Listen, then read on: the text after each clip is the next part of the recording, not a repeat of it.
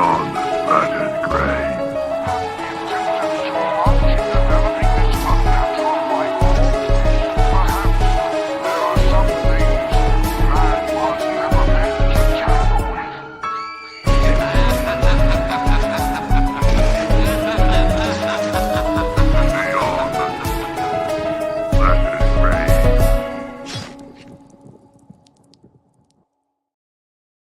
As I was trying to say, that's why I don't use toilet paper anymore. So Dylan, Jesus, we're live. Yeah, we're live. We're live. Oh, that's okay. I'm anti-toilet paper now. I don't think it's.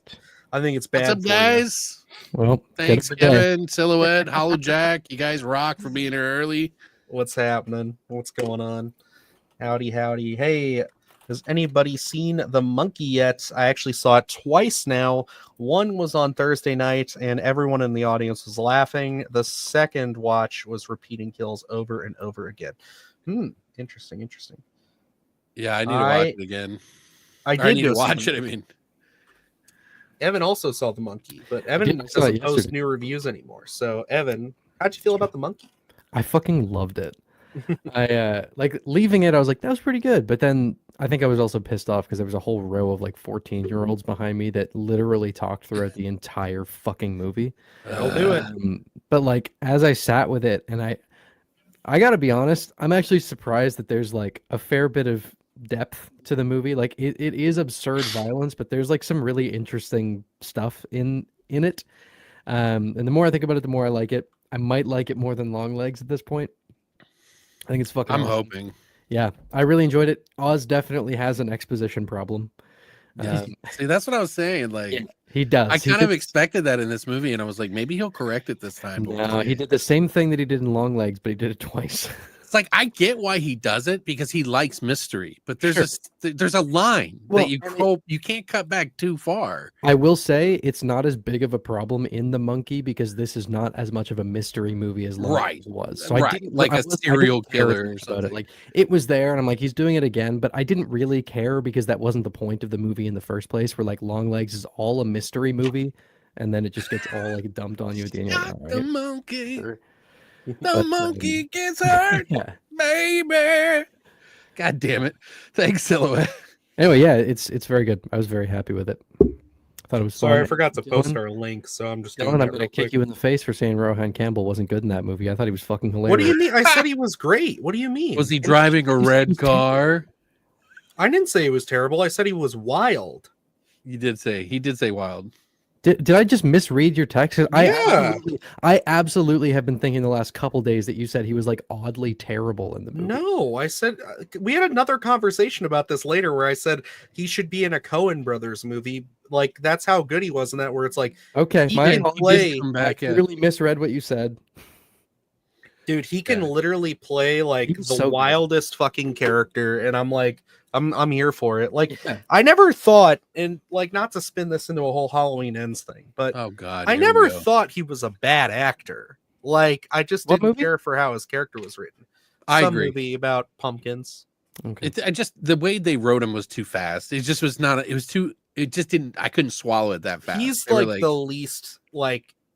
He's the last issue that movie has, to be honest. Like, dude. Yeah, I like it. Oh, let's see. Was Peter Gabriel's Shock the Monkey song in it? No, it was not. They didn't actually have like any monkey songs in it. I was very sad. No Pixies, no nothing. Like, come on, baby, it's the good times roll.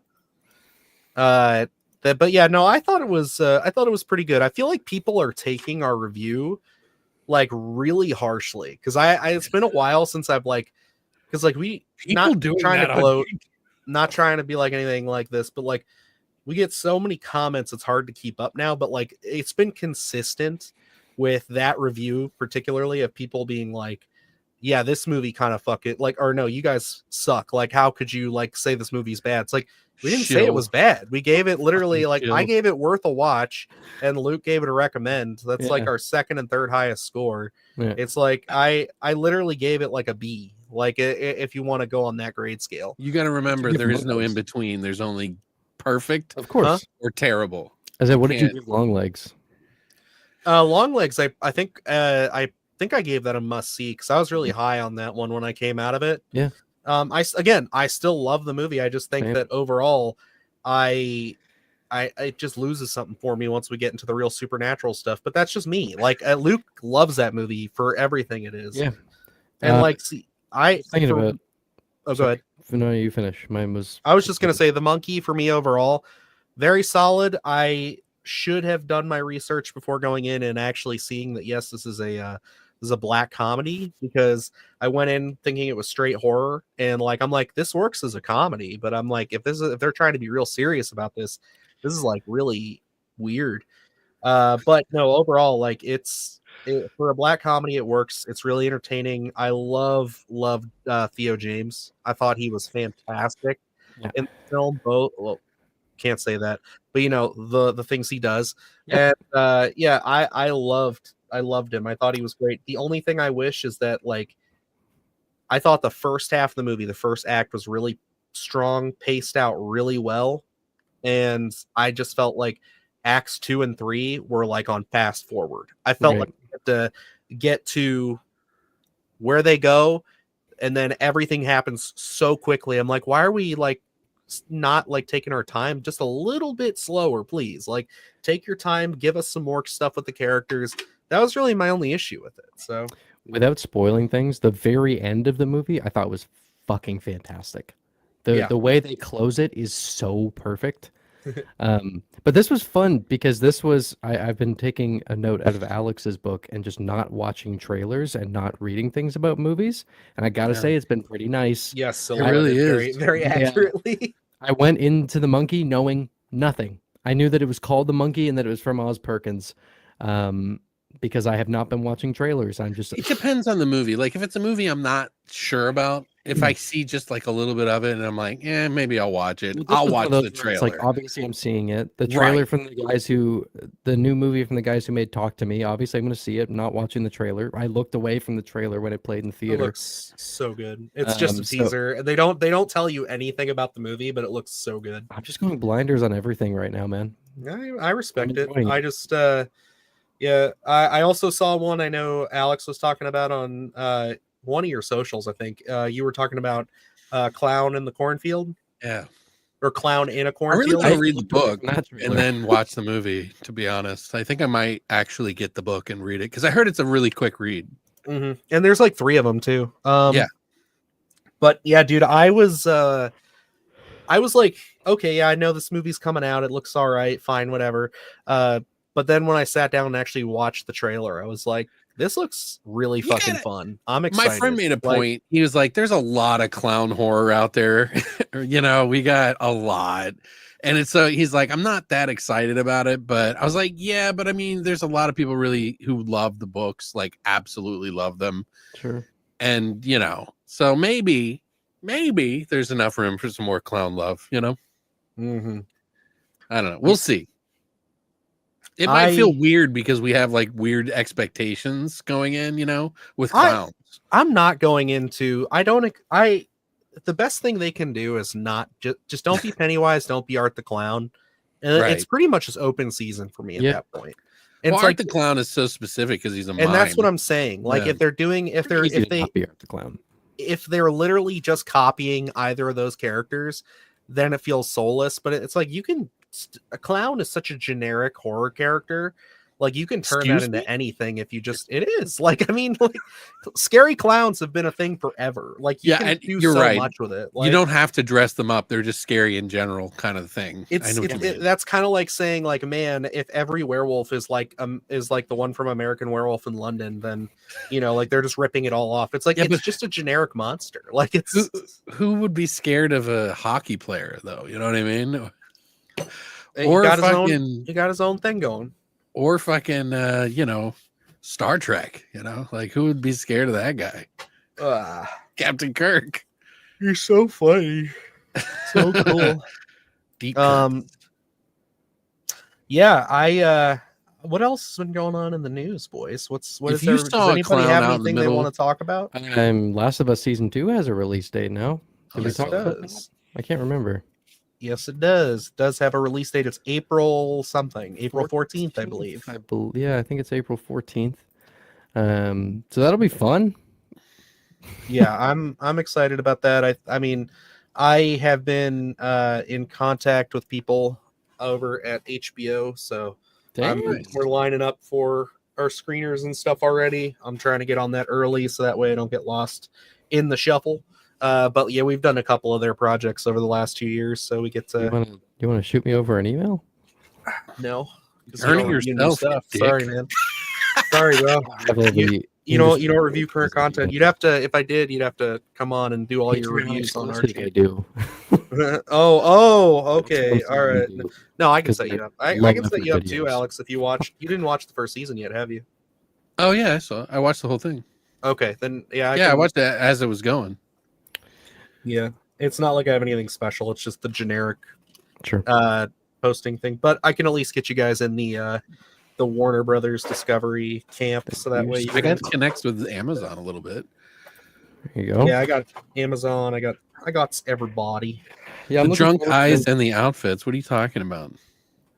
Looking forward to season 2. I have been wanting to replay the second game in preparation, but I'm just gonna wait for the PC port, which is coming like in April. So I'll just replay it then because I just finished the first game. Go lay down. But I'm also trying to finish another Lies of P character because that DLC is coming. So I am very excited about this year for a lot of cosmic horror. There's going to be a lot, like a whole lot, and there's going to be a lot of witches as well. We're going to be seeing a lot of new shit this year, stuff that you're not normally going to see. I think because I mean, there's already 2 Minotaur movies. One that just kind of released and one that's coming up again, which is just so bizarre to me. Like to have that close. There are Minotaur. What is the current Minotaur movie? I don't know what its name is. I can't remember off the top, but I know that there's quite a few cosmic horror movies though. One that's like very low budget, same guy who did, Gods of the Deep, and then the other one, the comic ones, they're kind of funny. Have you looked at like the list of what's coming out next year? Just think about like years with crazy slates. I am not even trying. I just want to focus on this year because if I don't, it'll fuck me up. Yeah, there's just too much we're gonna have to do this year. Next year is going to be insane. It's in the next month we're going to be seeing a lot. Yeah, oh yeah. March looks like it's going to be pretty solid. Like it's going to be real big. March and April both have a lot of big stuff dropping. I got the Riff Raff movie that I wanted to check out because I'm a big Bill Murray fan.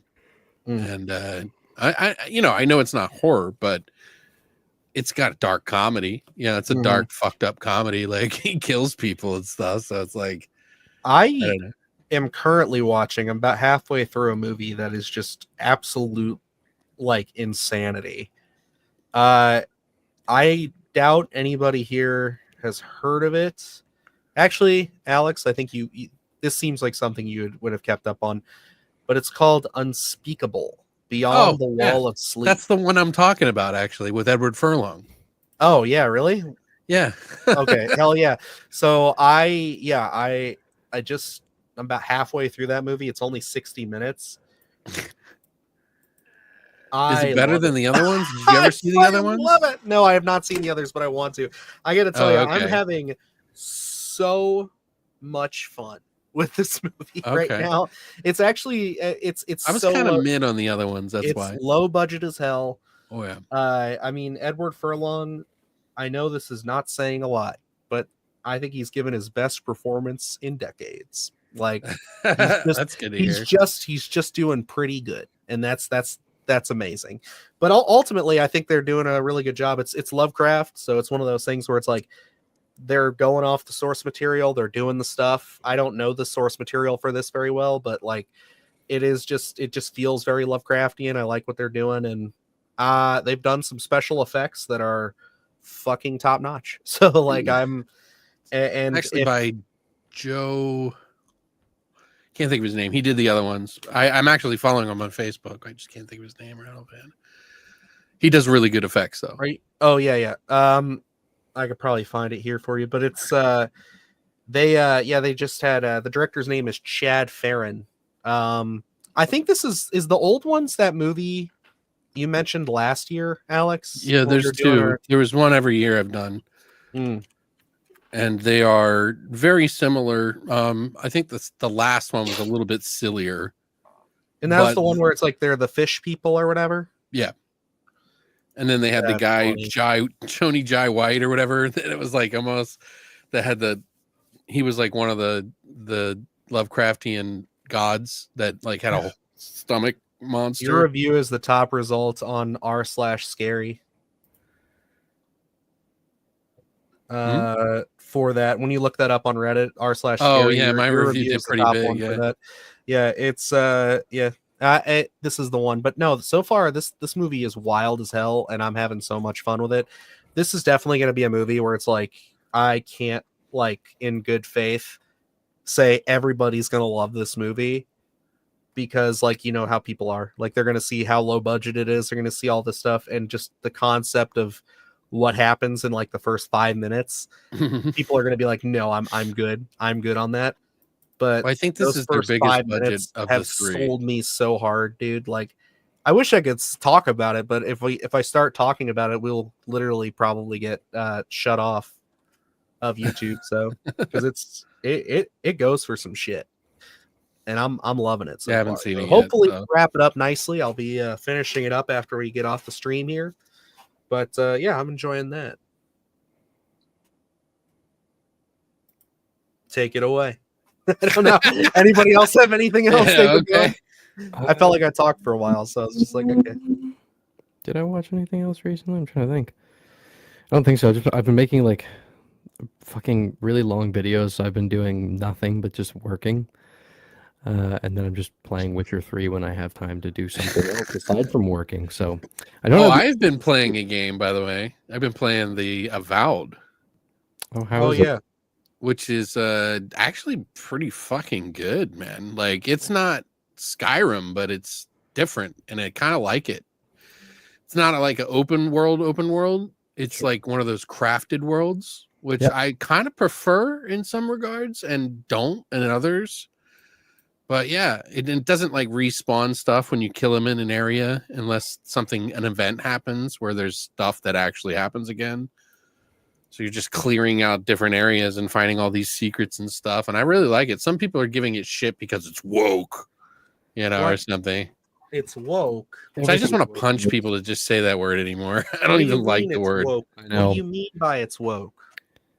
I mean, I when I made my Exorcist Believer video about like, because I was criticizing something that people would usually be like, this woke, and there was an issue that I had with the movie that was relating to that. But I was like, to be very clear, I think that word is fucking dumb, and you'll never catch me using it. It has no meaning. It's an internet word that got beat to death. Became. Absolutely, yeah. Yeah. It's how people use it now that really upsets me because it's just so stupid. It's like such a write-off fucking thing to say, too. People are calling the new Doom game woke because it has accessibility features. Damn, I was born without any hands, but they made it so I can play the game. Unfortunately, DEI and wokeness have struck the other in. issue, too, is that there's a woman in the trailer. Oh God, yeah. Look out, the incels are mad. How dare you show a woman in this dry climate I'm living in? Yeah. We only hand job each other.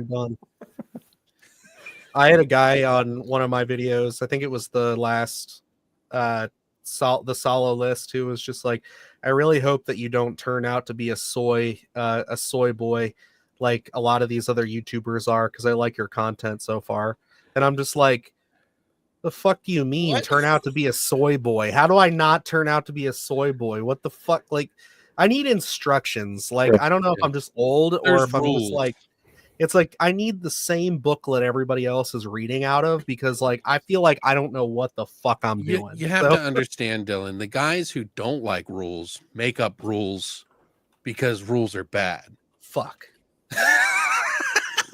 I don't like being told what to do, but I'm going to tell you what to do. I need the soy boy handbook stat, so I don't say nothing. Anybody that spends that much fucking time, if you have a YouTube channel that is like complaining about a woman being in a fucking movie, you're an idiot, and you should probably go find a shotgun. You know what one of my favorite things to do is to go Not into- for me, by the into my way. YouTube comments and just type the word soy to find the comments that include that. Here's a Nice. couple of them for you. For Speak No Evil, I thought the soy cucks would stop simping for this movie by now. Don't know where that came from. Yeah. Texas. Once Chainsaw they hear it, Massacre. they just say it. Shane Gillis, if he tried out soy milk. I got it. You remind me of In Praise of Shadows. Sounds the hyper liberal soy. Oh. Okay, we'll leave that one be. This one was on Northman. You aren't half as much of a lefty soy as you look. I'll sub. Oh my god. I know, it's just like, bro, like, So why many do people, rules. like, could you imagine having to, like, just can't HoloJex imagine is having navigating trouble a hearing like you, Evan. this. Sorry? HoloJex having some trouble hearing you. Oh, You're a little okay. quiet. Not too much, just a little. It gets loud really quick. Is that better? I Might want think to be a little so. bit more. It might be one of the StreamYard settings, because, like, if you look in those settings right there might be a thing that it's too says, like, much. Is it actually? Yeah, it was because it started to cut it out because it was like too loud. Okay, what about now? I like literally am just the slightest adjustments. Change his volume on the thing. Is that Dylan. better, Hollow? I can't hear it. I don't know. It's not your end, dude. It's definitely StreamYard, I think. It like noise gated you. Nice. Yeah. Here, I just put on all your settings, so we'll see if Okay. that fixes it. All right. Fine All then. right, so it controls it Okay. now. Well, anyway. Thankfully, I'm not as much as a liberal soy as that guy thought I was. Yeah. So Jack, he talks too much anyway. So true. it's have you seen his videos? I'm just kidding. They're so long. Dude, I sounded like a dick the other day in the chat. I wasn't trying to be. I was like, oh, why don't you make shorter videos then? I Oh, thought no, it was your idea. And then you were like, you- no, I don't make short videos. I was I like, wait, think didn't you sounded just like a say? dick. No, I wasn't. I didn't think you came off as a dick. I was Okay. just stressed. I was like, fuck, how am I get like, I don't know how I'm gonna get these out, but I'm just delaying one and I'm inserting an imaginary review in between them as a buffer to make something short and stupid. So There you go. That's always Anyway. fun. Yeah, like Anyway. So back to soy cock. No, I'm just kidding. I was gonna say we're getting an extra video from us this week because I realized that the schedule I had this on was messed up, and I think I just moved the solo video a week ahead or something. I don't know what I did, but my intent was to have this video out before the Oscars, and I'm going to talk about just a couple of movies. I don't even know it's going to be 5. It might be more than that, of movies that are like great horror films that got no recognition whatsoever, like not a single nomination. If it's a nomination, it's in like a technical category. I'm talking like I want any of the big boys. And like it will shock you how many like classic horror films just got completely ignored. And I believe it. Dude, like there was one on there, I'm like, that's complete bullshit. There's no way. You know what it might be, Dylan? I think you might be a little too loud. Am I too loud? All right. Doesn't sound too loud. Because every time I notice it's cutting him out when you talk. You guys sound pretty well balanced to me. Oh, Dylan probably just has a setting where if he talks, Yeah. it gets me off. He's like, I must dominate. Yeah, This is a competition. It's a dominance thing, yeah. We laugh, but that's actually the serious It's thing. true. It's a real thing. We're doing. You think that'll be better? Sounds Thought? the same to me. You think this will be better if I'm good like this? Do I sound the same? You're a little quieter. I'm going to be honest with you. Yeah, it sounds better now. I can hear him better now. Okay, then it's probably me. Mine's overshooting his. You have a side chain compressor on me, you little bitch. No, I didn't. I literally like. I think the issue is just because like I have to do the same thing with my cameras when I bounce between, because we record all of our like list videos and stuff locally. We don't use StreamYard anymore, so it's like when I do that, I have to adjust certain settings. So I just have to remember to do that. Otherwise, I'm gonna be cranking everything up when I go to edit that video next time. All right. Yeah, consistency is kind of key sometimes. It's like Wow, thank you for that sage old advice, you absolute Jesus. fucking king. I appreciate it. God damn it. Who? Dylan, are you okay, man? No, Who everything. are you is talking hell. about? I don't know. We need to figure this out. All right. I've had a couple of things that I needed to let you folks know about as far as news goes before we get into our film of Who was the he week. talking to? He was talking to you. Oh, you were talking to me about the consistency? I was making Oh, a joke. gee. Now that he's bigger, even though I've been doing audio and video for fucking 20 years. Okay. Anyway, so what the hell? Now you made me lose my train of thought. Oh, actually, I did have something. Because I can't talk about Friday the 13th on my channel without videos collapsing and getting no traction whatsoever and getting buried. I do want to talk about this Crystal Lake update because we have not had anything. Wait, from why Crystal do you Lake 13th videos? Is it like age restriction or is it just No, Friday the 13th, just the IP draws no attention on YouTube. so dead in the water right now? It's man. so gone. Yeah. Like every Friday, if I went back and Well, looked, it's not after, a matter of whether you like it. It's just a matter if YouTube says you can. Yeah, of course. Yeah. I went back and like after Luke's list video about the unmade Friday the 13th ideas didn't perform well. After like all of our videos had just been like getting really like solid fucking ratings and everything, I was so like perplexed. I went back and looked at every single Friday the 13th video we've ever done associated with the IP. They are some of our lowest performing content across the board. And I'm just like, that's insane. Like this IP is so dead that YouTube has no idea what to do with it. That must You're gonna get right some for shit you. tonight, Dylan, for fucking saying that dumb shit to me. I'm gonna give you some shit tonight. Alex, I think you just like totally like misinterpreted what I said. I don't know why. I asked you 3 times to explain it to me, and you barreled over it. You and the only answer I got was from Evan. So I don't know. Was I was literally just saying, I was literally just saying to you, you were making a joke, and I was just being like, "Oh yeah, consistency." He just made whatever. I'm just like talking shit. Like I wasn't even paying attention to what I was saying. Sounded like so random to me. I had no idea because what it you were was. talking. I was looking for a story, and then you took it really personally. You know, I didn't know what you were saying. You cut me off. Anyway, Friday the 13th news. Linda Cardellini, I believe is how you say her name. She I know he does that, right? In a ton of stuff. But right, Jack?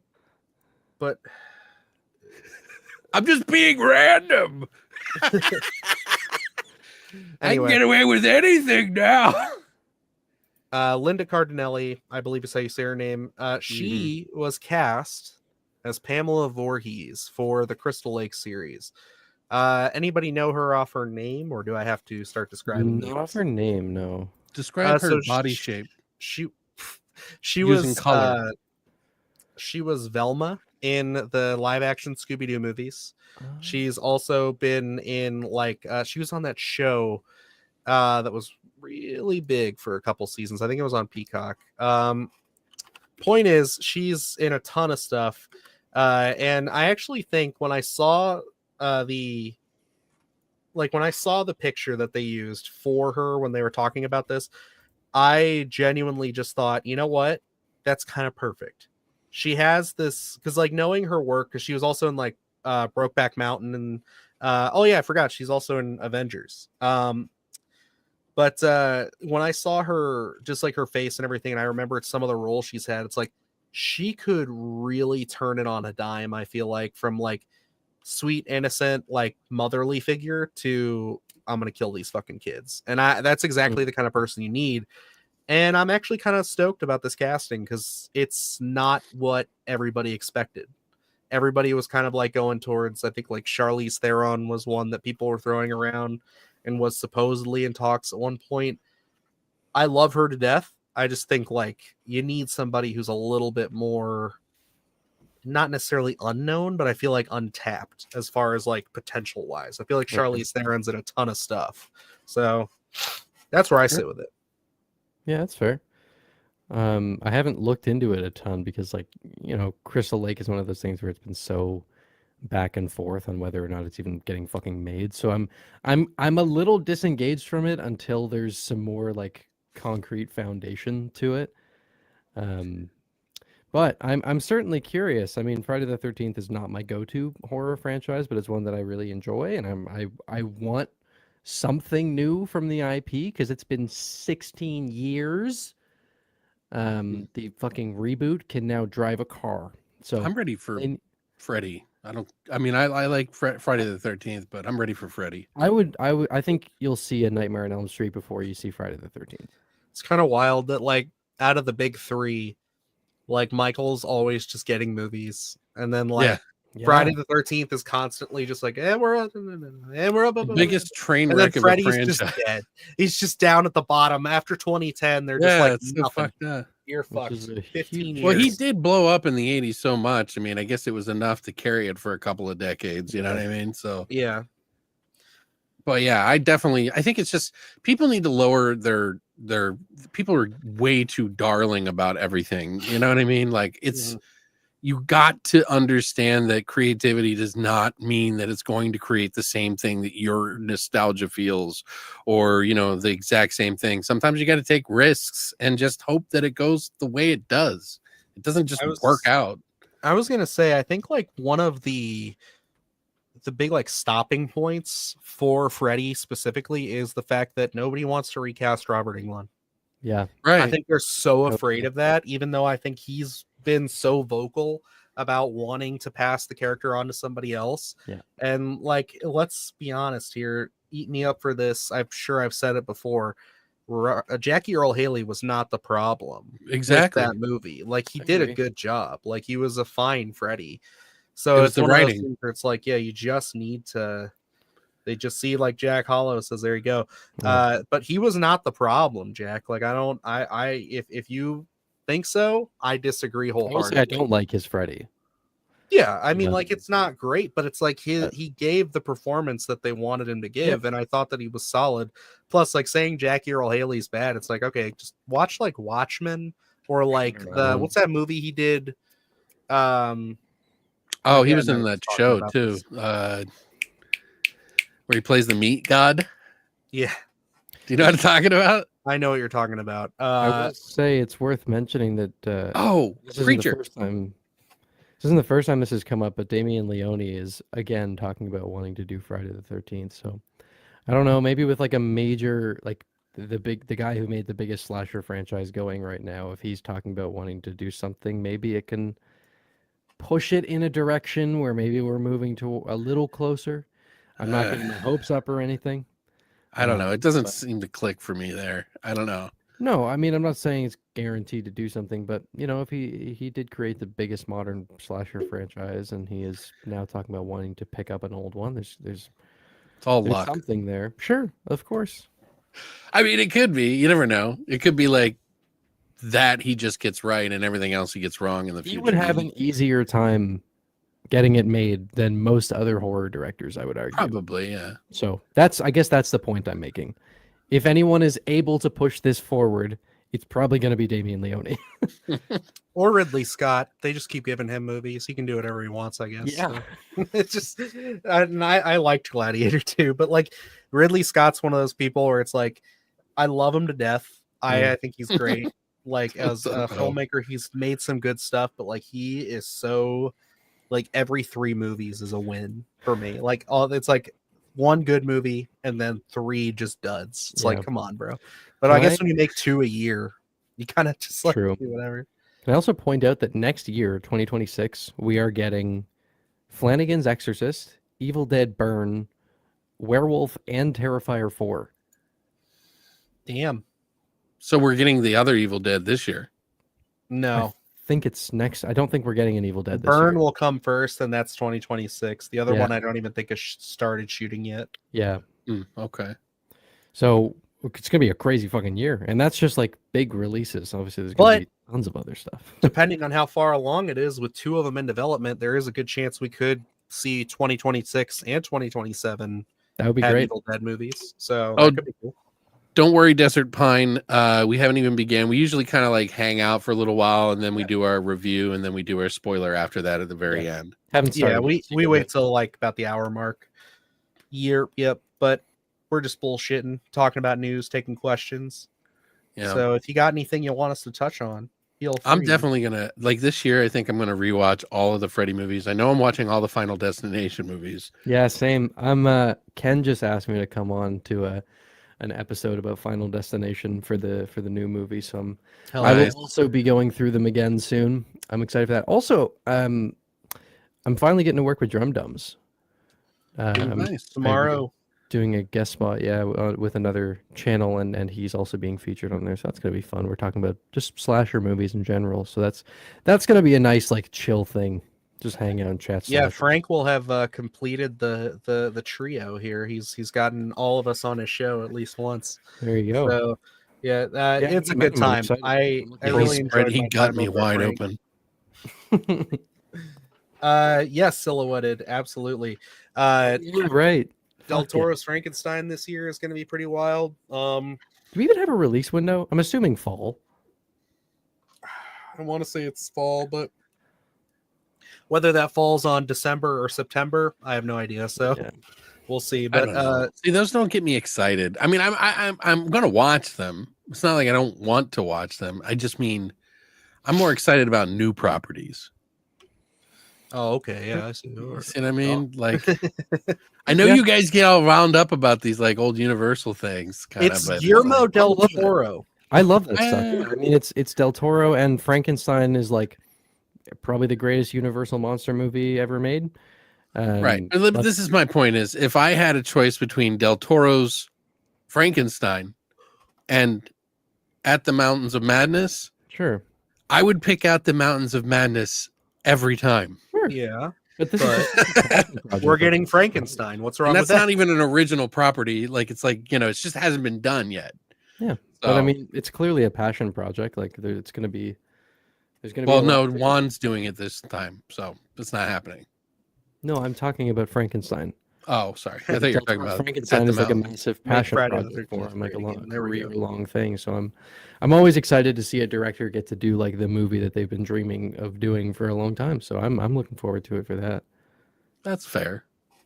Yeah, Holojack says we're eating well this year with all the stuff coming out. I think the only one I'm not excited for is Drop. It looks terrible. I've seen that trailer twice now, and yeah, I I'm do. not looking forward to it. Oh god, it played in front of something I saw. I don't remember what it was, but Jesus.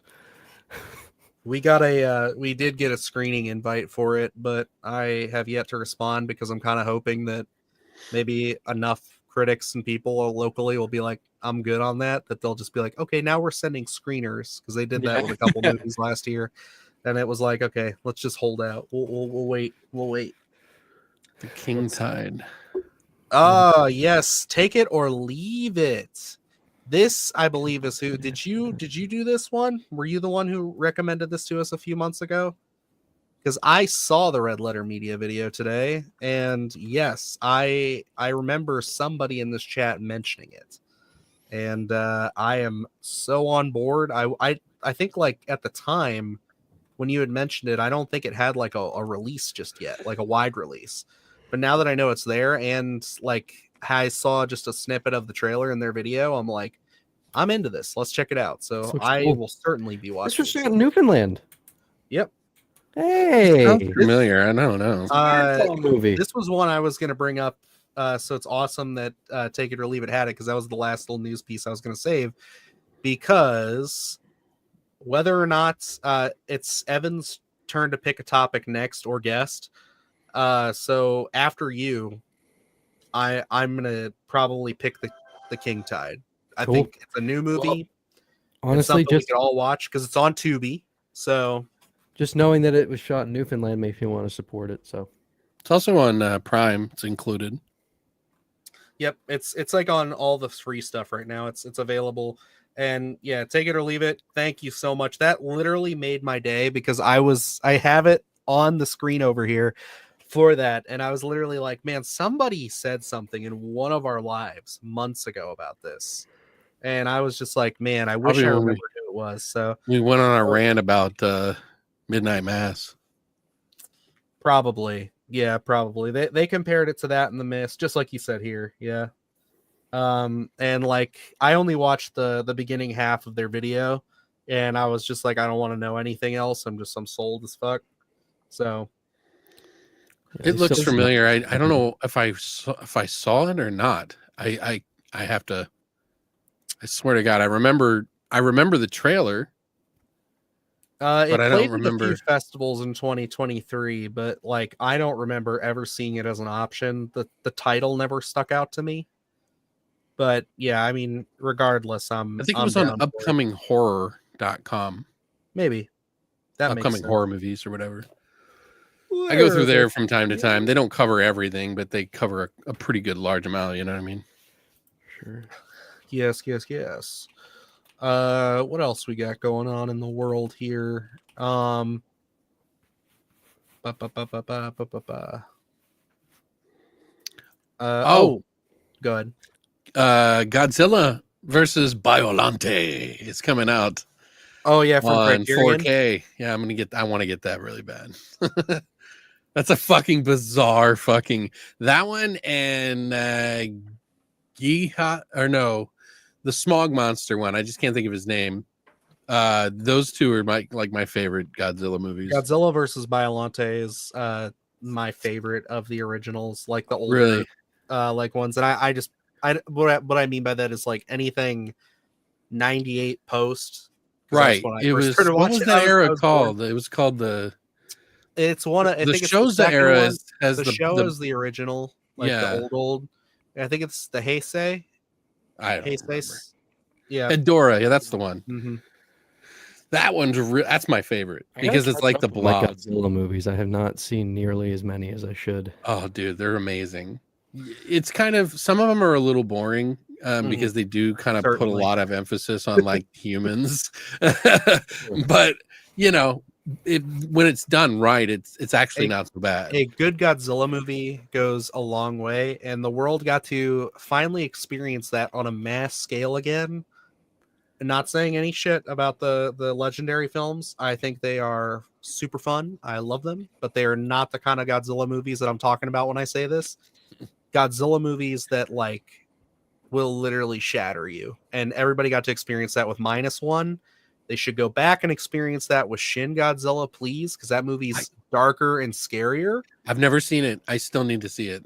That movie is the like prime example of taking like Godzilla and making him a Lovecraftian creation. It is magic. I love that movie to death. I got that one confused with some shitty Godzilla movie where they like had him transform. It was really weird. Like Godzilla came up out of the water and then he kind of mutated into a different Godzilla, and I was like, I thought that was the one that was Shin Godzilla. Wait a second, are you talking like he came up really as bad?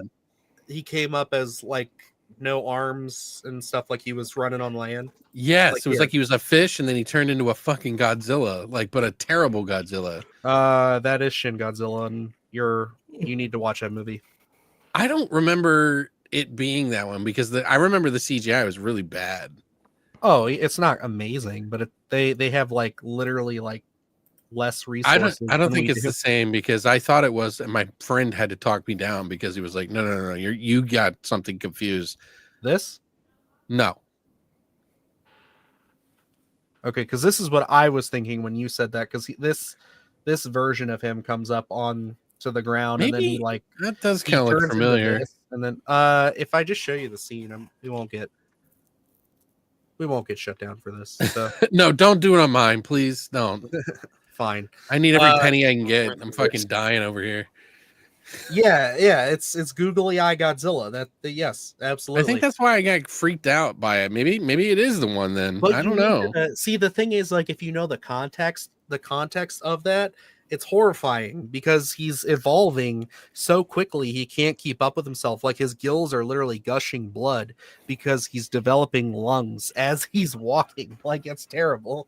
It's a monster, dude. It's the I think I tapped out right at the beginning of that, but I heard it got better afterwards. That happens like at the 20-minute mark. So that movie is awesome.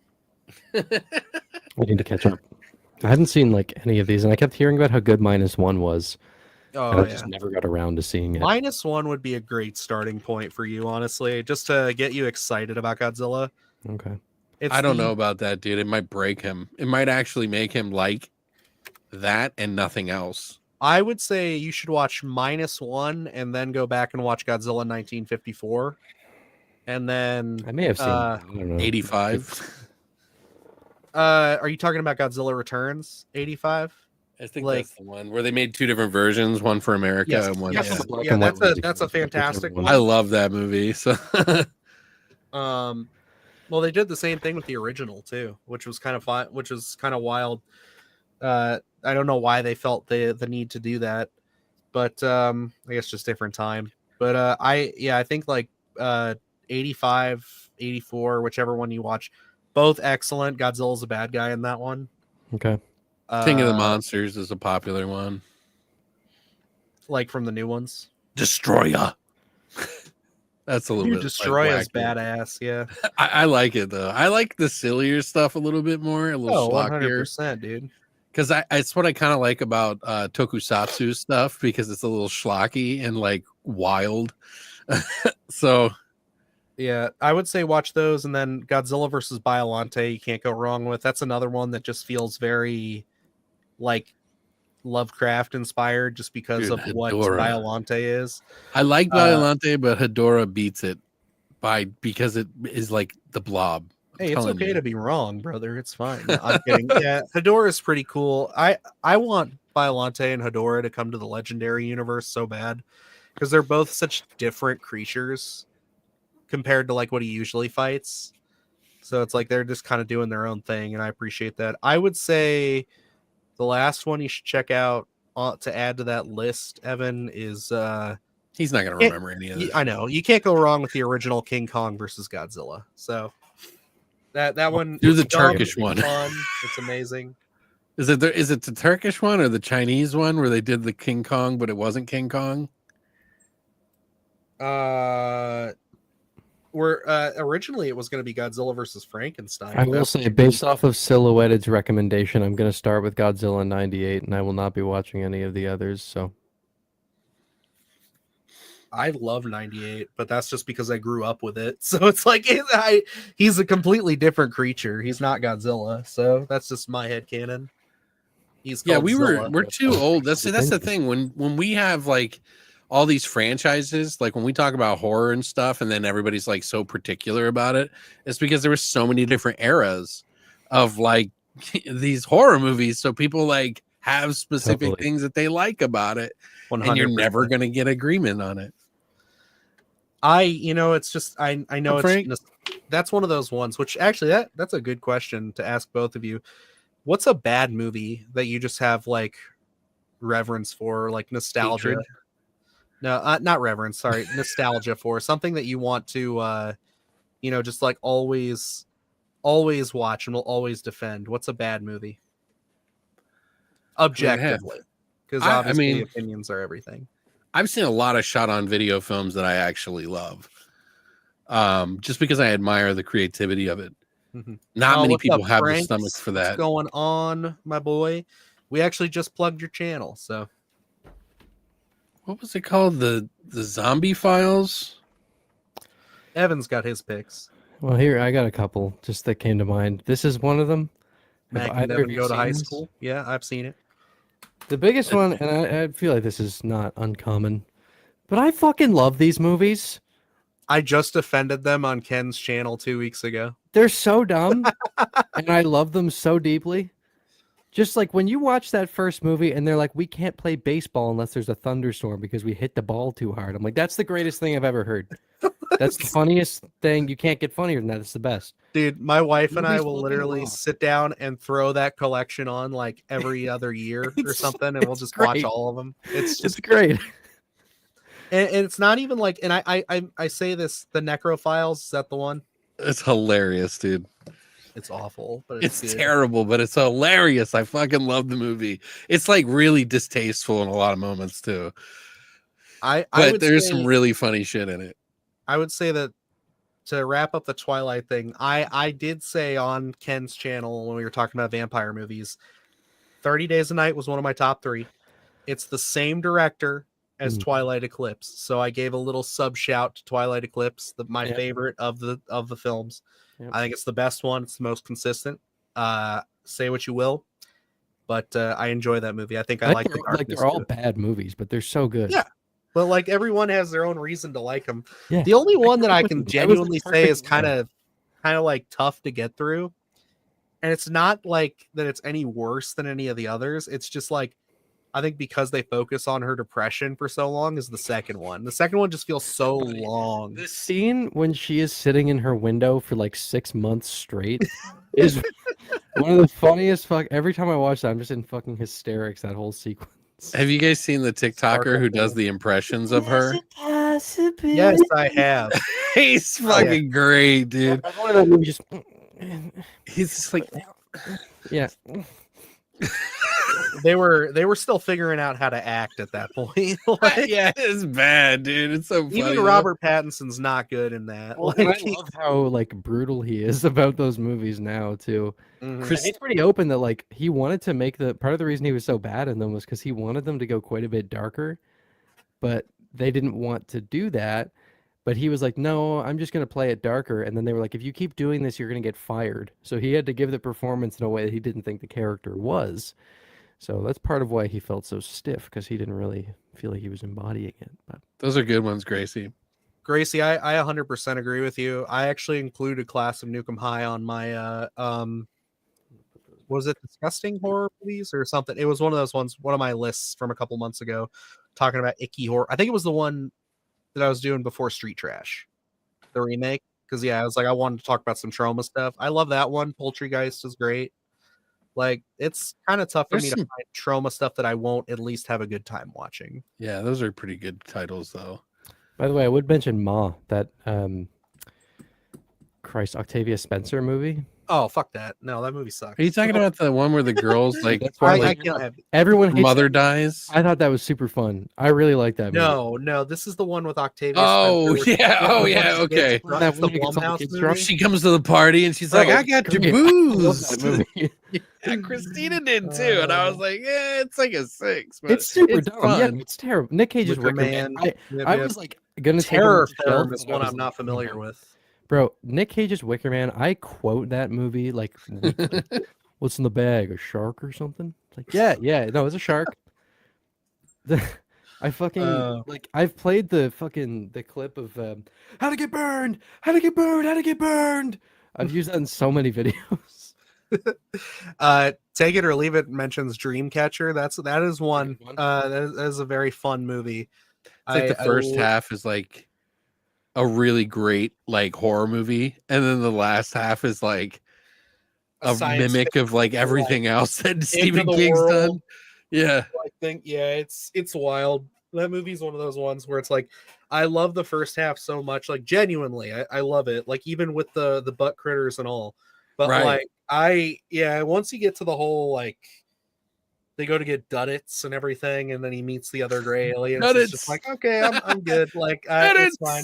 Like, he's a great character, not gonna lie. I love it, but it's one of those things where it's like, yeah, the movie definitely goes down a few notches.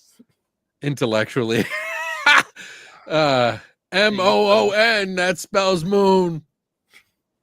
I don't know why his fucking obsession with that shit is. You know what I mean? That's what I'm saying. Like, it's amalgamation of everything Stephen King has ever written. It's like it's like Stand By Me. It's like fucking the Stand. It's like it's got characters from every fucking property that he's ever done. Did you guys know that that was the first book he wrote after getting hit by that? Was it a truck or was it a car? Oh, that's okay. Yeah, that makes he got hit by a car and went into the hospital for a while, and he wrote that while in the hospital. So like that was his kind of like, you know, damn, I almost just died. Like book. That was the one he was like, shit, bro. That immediately thought of like that. The pictures in my head make no sense. What was it? Look, you're gonna get canceled here, bro. Do you know what I'm talking about? You gotta stop Ben making Stiller's character. You gotta stop making Simple Jack references right now.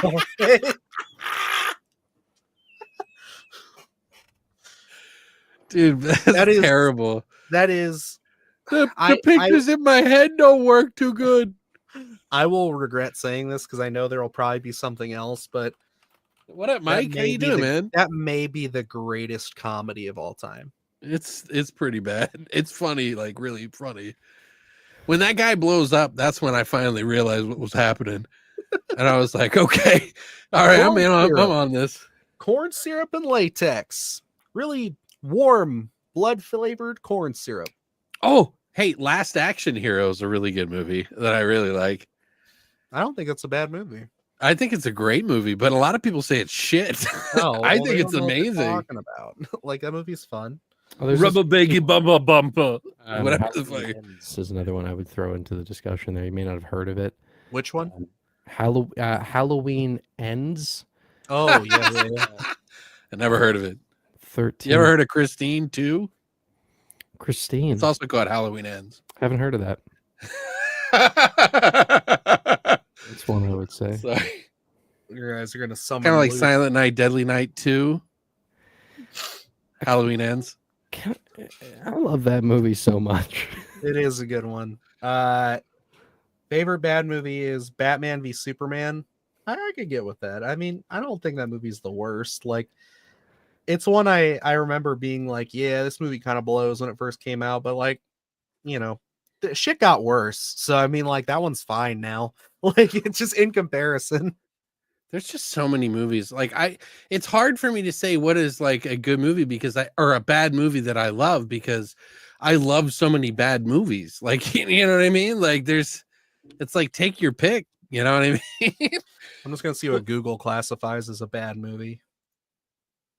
I hear when I talk about 80s films a lot of people are like, oh yeah, that was a bad movie. And I'm like, fuck you, it is. Like, you know what I mean? I defend it. I get that for a lot of, and I think part of that is just like when you grow up, because I get that for a lot of the like late 2000s, early 2010s haunted house movies that like really probably aren't that good, but I grew up on them. So like even shit like even though it didn't come out quite in that era, it was a little later. Like when Lights Out came out, I was like, I liked that. I didn't hate it. Have you seen Amityville, the original? Oh yeah. Okay, so like those are really objectively bad by a lot of people's standards. We disagree on that. Like, it's a really bland movie, but we disagree on that. Actually, like, genuinely, I don't think Lights Out's that bad of a movie. I think it's pretty creative. I'm saying I like it. Oh, okay, gotcha. I thought you were saying like that movie sucks, and I was just like, I like most people I've talked to have said that it sucks, but I'm like, I like it. I thought it was fun. Oh, you know what? One that's really terrible that I get a kick out of. It is a horror movie. You guys know me and my creature features. This is called Big Bad Wolf from 2006. I think I remember it, but I don't remember the movie's about. Oh man, this movie's pretty wild. Horror Express. No, that's a good movie. Yeah, I know. So that's just an objectively good movie. Yeah. Yeah.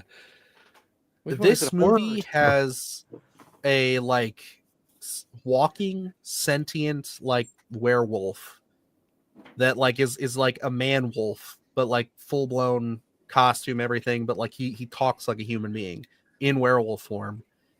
And I shit you not, after like 5 minutes of him attacking these kids at a cabin, he breaks into the back of the cabin, and like this is awful, but it's also like kind of really dumb how they do it. But he like literally starts essaying this chick and like saying a bunch of terrible stuff, and they show it, and it's like, this is fucking horrible.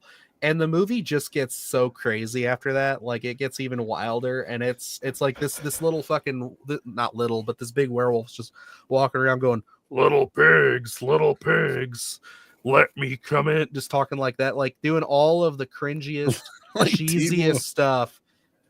I don't know where I found it, but like I just know I watched it like twice, and then I found it when I was working at a video store on DVD, and it's just like one of those movies that's so awful that like, but the creativity is just there. You know, it's like there is that entertainment value.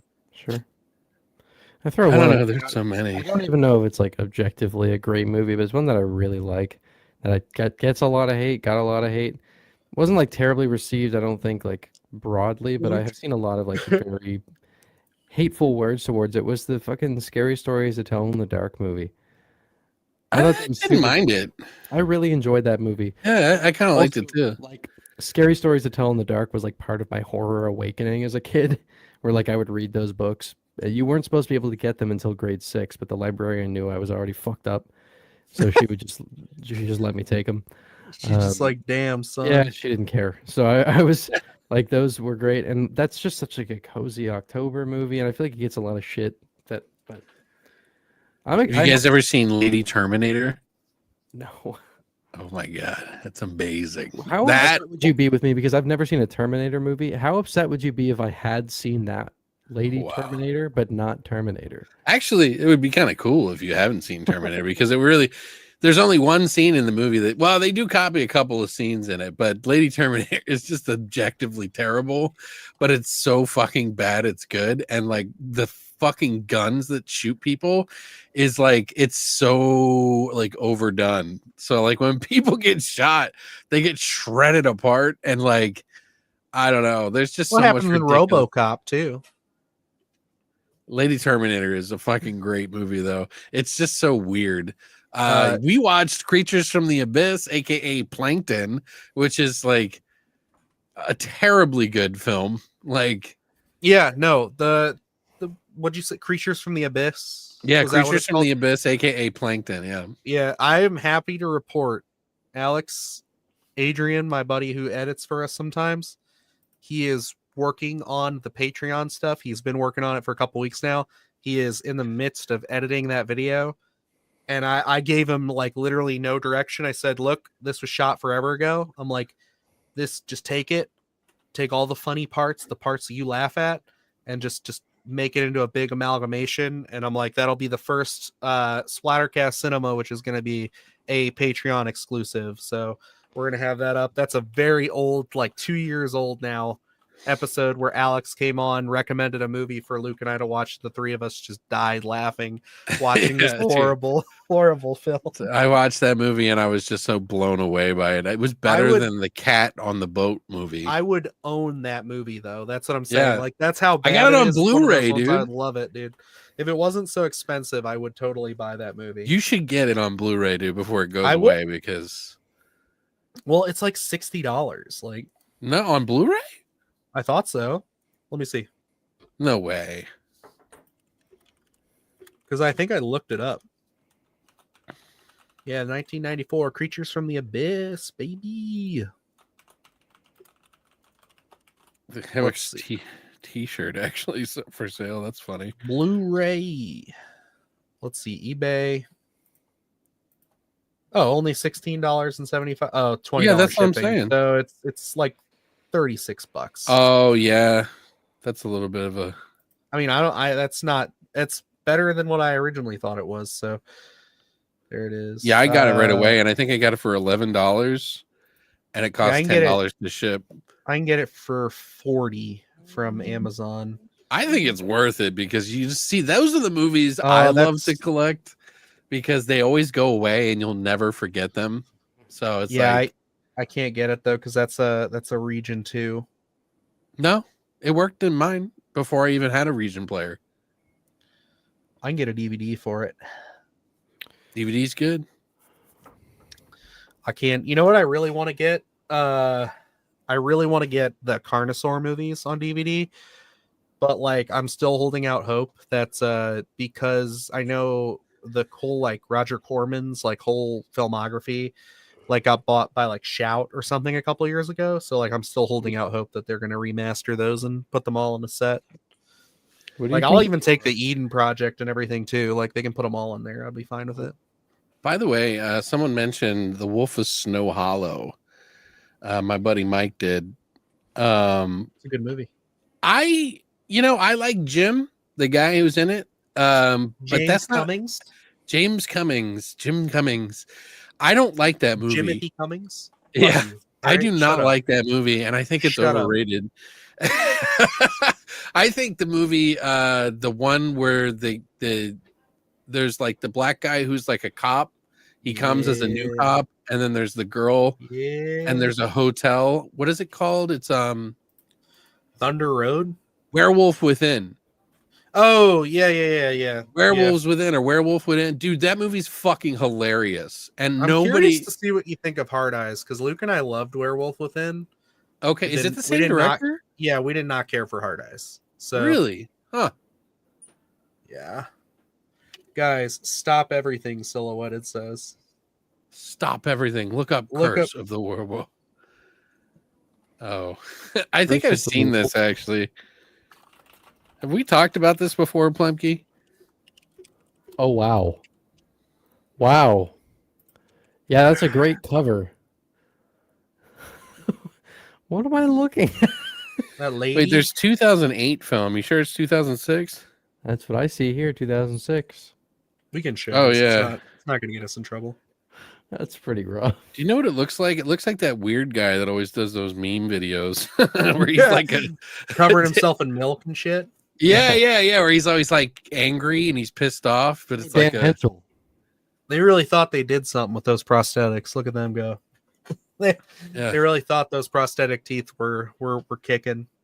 Looks more like Curse of the Mannequin or something, you know, like I don't know what's going on there. Oh, it's Brain Damage Films. That's actually here in Arizona. Hell yeah. They did all the Traces of Death films. I'm digging this alternate cover though. They also did, oh my god. Oh, they was it? What was the movie? The cartoon, like where the cartoon Fist of the Vampire. Yeah.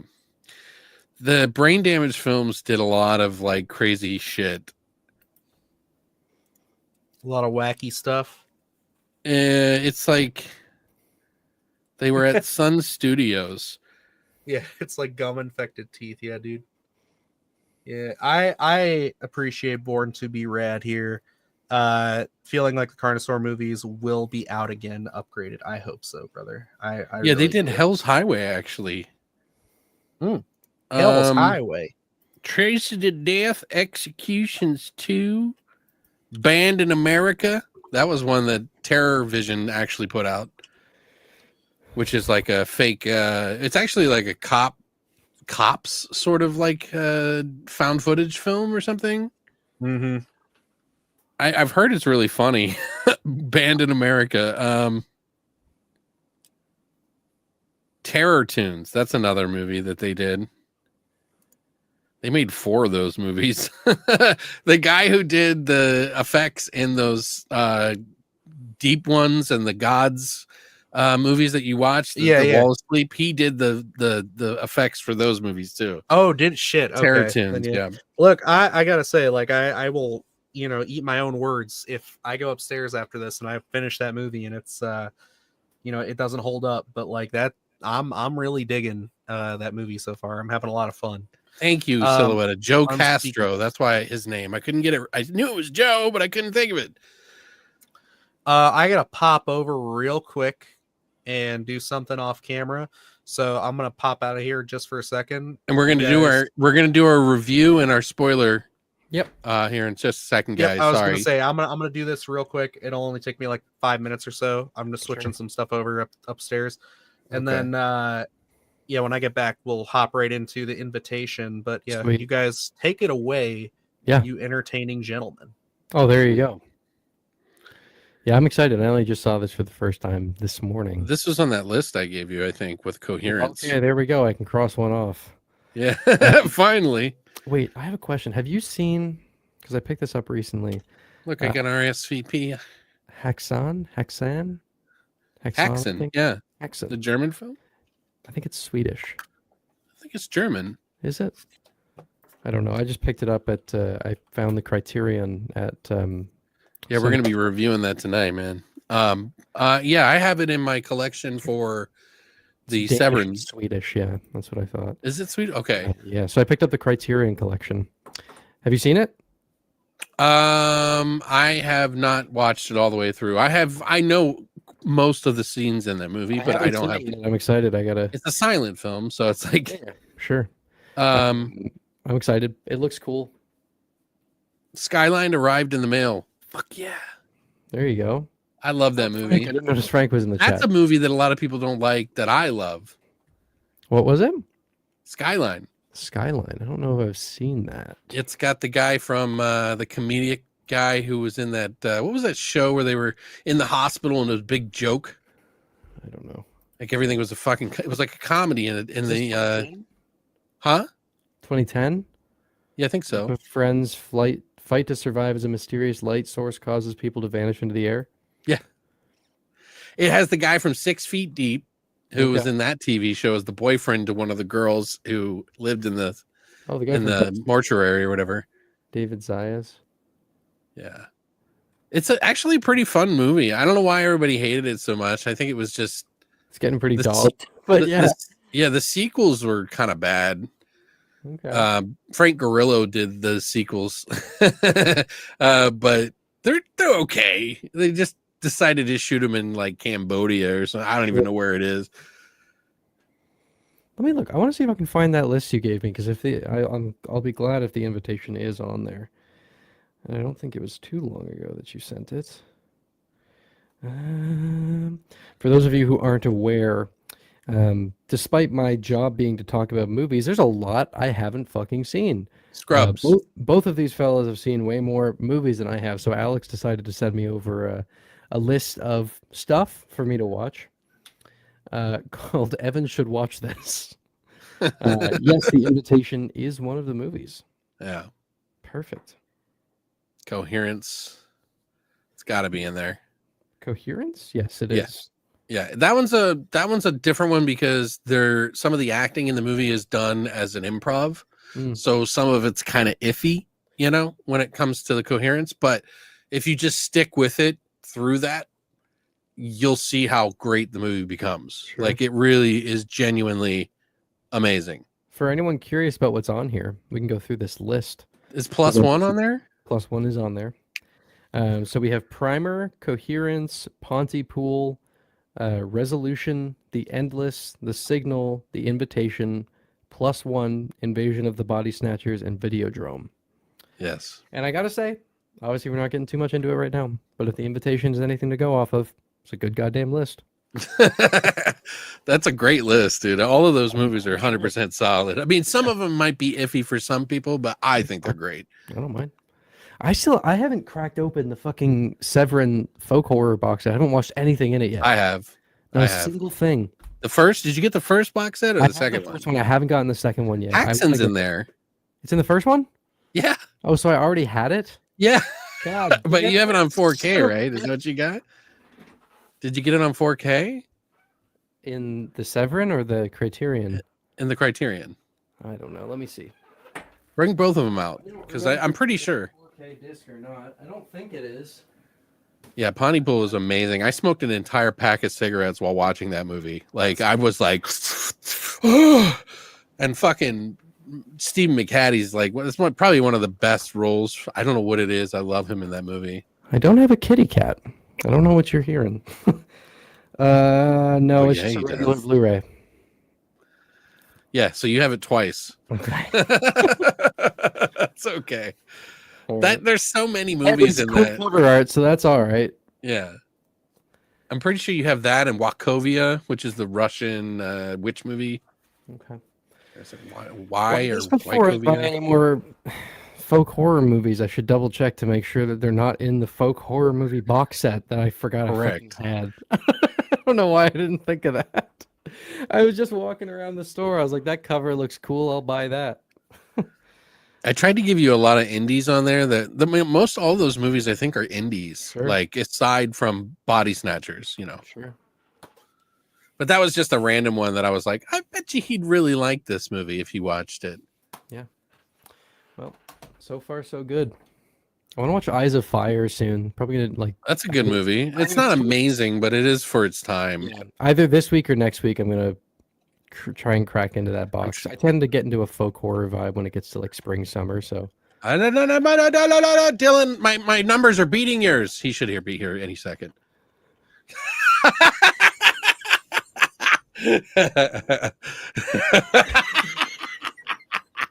It's just a joke, guys. Of course. We're very competitive, okay? So, and I'm already losing, so it doesn't matter. I'm excited for you to see The Monkey. I think you're gonna like it. I'm excited to see it too. I wish I could go to the theater more. I can't risk falling asleep. It's not worth. No, that's fair. I don't feel right judging a movie or putting it out there like that. If I fall asleep in it. If I do, I rewatch the movie instantly. I have to watch it from the beginning. Yeah, sure. Yeah. I do wish when I was looking at the showings, the time that I wanted to go, I could see there was like a row behind me that there was like a big chunk filled, and I was like, I'm taking a risk going to this one because that's probably like a group of kids. Because it was a Sunday afternoon. But then I was like, no, I don't want to go to the later showing. I'm gonna go to the afternoon one. And then it was a group of fucking kids, and they literally were talking the entire movie. There should be a button under your seat that like that's exactly what out, and you just like. Because I was talking to someone, they were like, why don't you just go get the attendance? I'm like, first of all, no. Second of all, then I missed some of the movie. Just shine a light at them. Yeah. What are they going to do? They can't see you. If you just shine a light at them, they're going to be like, oh my God, it's so bright. Man, I was at a movie. I can't remember which movie this was, but there were these girls who were talking very loudly, and a woman asked them to be quiet, and they just started hucking popcorn at her for the whole movie. Yeah. See, and then after went out and told their dad that she called them the N-word. Whoa, that's not nice. And he comes in like rightfully fired up, because if you think someone said that to your kid, and, you know, they were black, so like he's like thinking that this is what happened, and this woman's sitting there like, I don't know what's going on right now. It's like, this is fucking crazy. It's like when the kids, like, you know, like it's like, I don't know if that's in a movie or something, but like they're like, yeah, he touched me, you know. Yeah, it's like, oh my God, what? No, I said be quiet. You kind of get that with the coffee table. Right. Yeah, that's true, right? With the neighbor. Yeah, I couldn't believe it. Like, she was like, can you be quiet? I'm glad Ali to get the monkey popcorn bucket. Oh yeah, I saw that picture, dude. I was so jealous. I never get those things. I never get a chance. Christina's always like, I can't drive because I'm not allowed. And then so if she doesn't go, then I can't go. You know, I can take a fucking Uber, but we're not like making a lot of money. You know what I mean? So it's like I'm already kind of going out, just going to see the movie, you know, for me. Sure. But well, that's understandable. I really want to see it though, and I'm so mad, but oh well, you know. You'll enjoy it when you get to it. Like it's not the kind of thing where like if you don't see it in the theater, you're like missing a ton. Right. So like I would argue you might even enjoy it more at home, just because you're not risking a fucking audience like what I had. I don't even get the popcorn buckets. The only one I got was the fucking Nosferatu sarcophagus. She's here now. See, I talk about her and she appears. You didn't, Dylan, when I told you how my number is going up. You didn't appear. I did. Yeah. No, I heard you. I was listening on my YouTube there. Oh, he was. While I was doing what I needed to do there. I said it in confidence, knowing that you would hear it. So I'm not no, I put a hole through my drywall upstairs. He's like, he beat me already. No, I'm just kidding. No, I didn't say a word. No, he just laughed. I don't even know what numbers are we referencing? I was lost. It doesn't matter. I was just trying to make a joke, a poor joke. But yeah, we should get into this before people. Well, my pride is hurt, so we're not talking about the movie until I know. No, I'm kidding. Sanji's? I'm down. I'm down. Ooh. Do you want me to put this? All right. Yeah, for now. If I had the Dune popcorn bucket, I gift it to you, Alex. That's okay. Kill for a Dune. You should give it. Bucket. Yeah, give it to Dylan because I don't really like the Dune movies too much. I haven't seen the second one, to be fair, but I didn't like the first one. Good one. That's the first movie's all set up. Okay. Hey, I'm just gonna put this out here. I've seen both of them multiple times now, and I just watched them on my projector. That is not a plug, but I just watched them, and I gotta say, I think I like the first part better. Just really?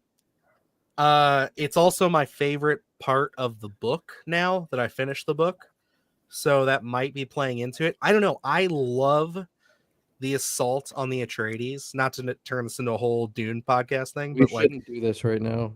Yeah, where are the aliens, Dylan? Where are the fucking aliens? Anyway, Alex, you picked a movie. That's the topic this week. And we're going to go over because we're going to talk about this in depth. This is your pick. This is so how I think this will work. Just because I've seen this movie before and I just rewatched it. I'm excited to discuss it. I appreciate that you did. I appreciate that. Of course. Yeah. No, like I needed an excuse. I haven't seen this movie since like 2017, 2018. So it's been a while.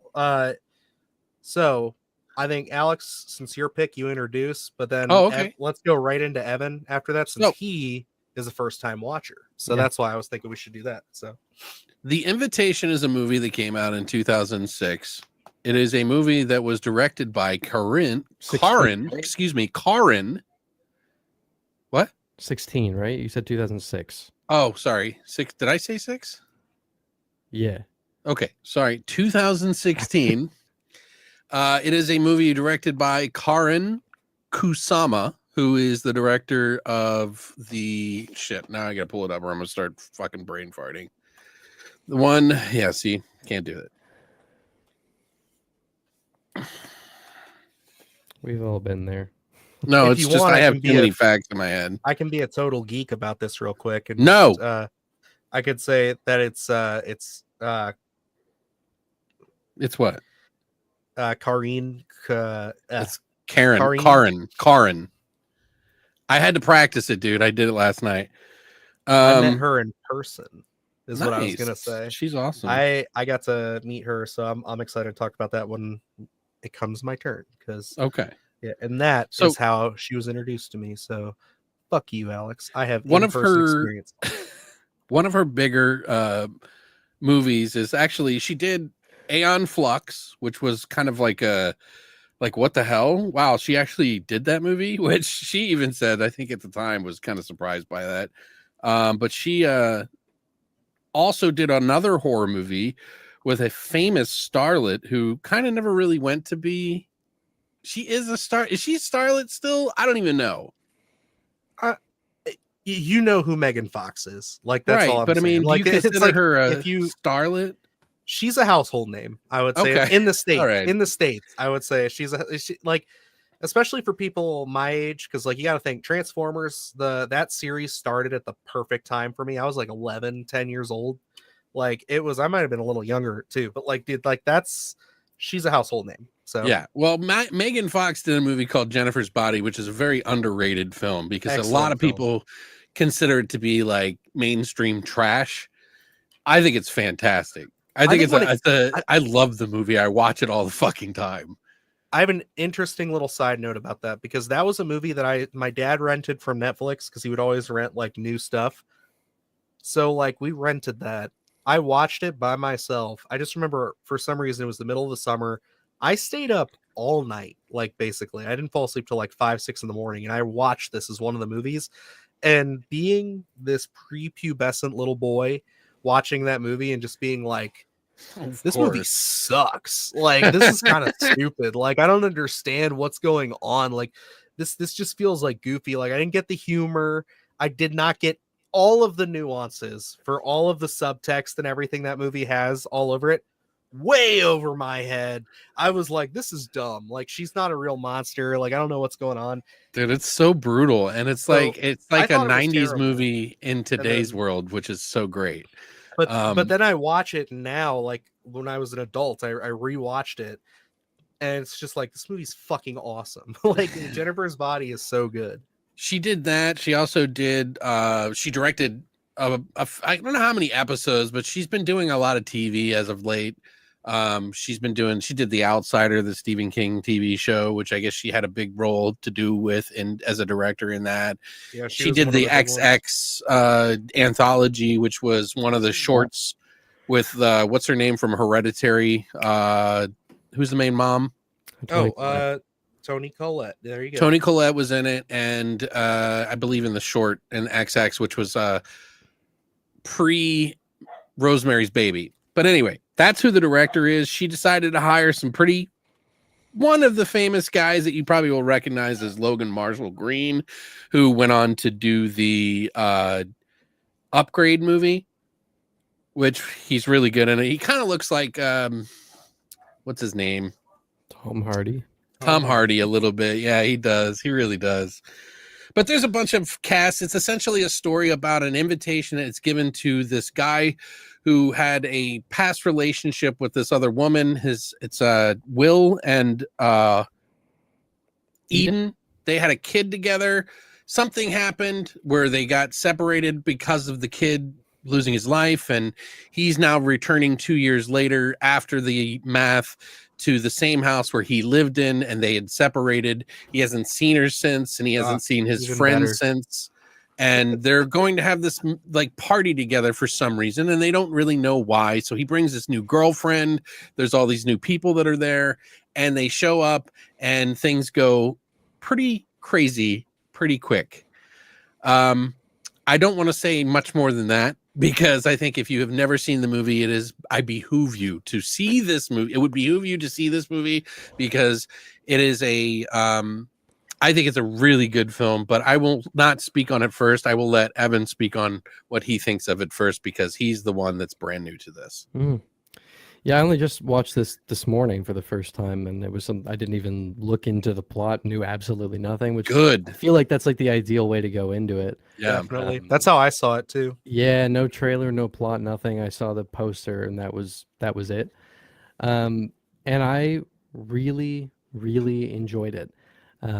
This was one of those, it is an ensemble movie in a lot of ways, but it feels like the focus is less on the individual characters and more just on watching as this night unfolds in ways where I don't know if the movie is necessarily like as unpredictable as some other things, but what I love is the way that they decided to pace it and reveal things, because you can guess a lot of what happens pretty early on, but it's all about how well executed it is here and how they deal with the sort of mini mysteries within the character dynamics. That's what makes this so good. I really, really liked it, and the ending is fucking awesome. Yes. Yeah, what do they call it? Keeping up appearances, or keeping up society with like you're being a good person in a room with everybody. What do they call it? I always enjoy those kinds of stories where a lot of the focus comes on people kind of like letting loose with kind of the dark honesty inside of themselves. I enjoy that kind of format, and this definitely leaned into that, so that was fun to watch. Yeah, John Lynch is great. He was in the first second season of Channel Zero, which is one of my favorite ones. So yeah, what would you give it a score of if you had your scale, however you do it, you want to do it? I don't have a scale. Right, but some people do. Things. I would say, and I'll give it an 8. I really liked it. Mm-hmm. Like really enjoyed this. It was super well done. What about you, Dylan?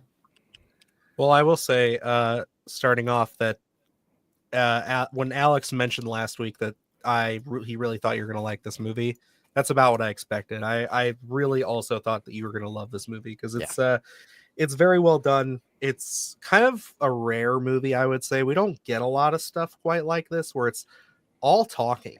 Like there's really like hardly any kind of like, I guess there's set piece scenes, but there's not really any like big action or anything. Like this is a very much a cerebral kind of horror film that really pulls. Good read. Yeah.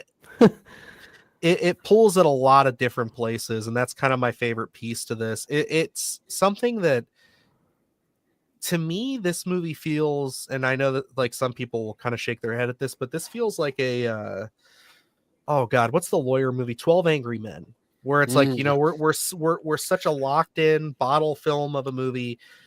All the characters work here, all the performances are really solid. I mean, one of my favorite character actors is in this too. I just wanted to give him some praise in case we didn't really talk. Yep, John Carroll Lynch. Absolutely love his performance in this.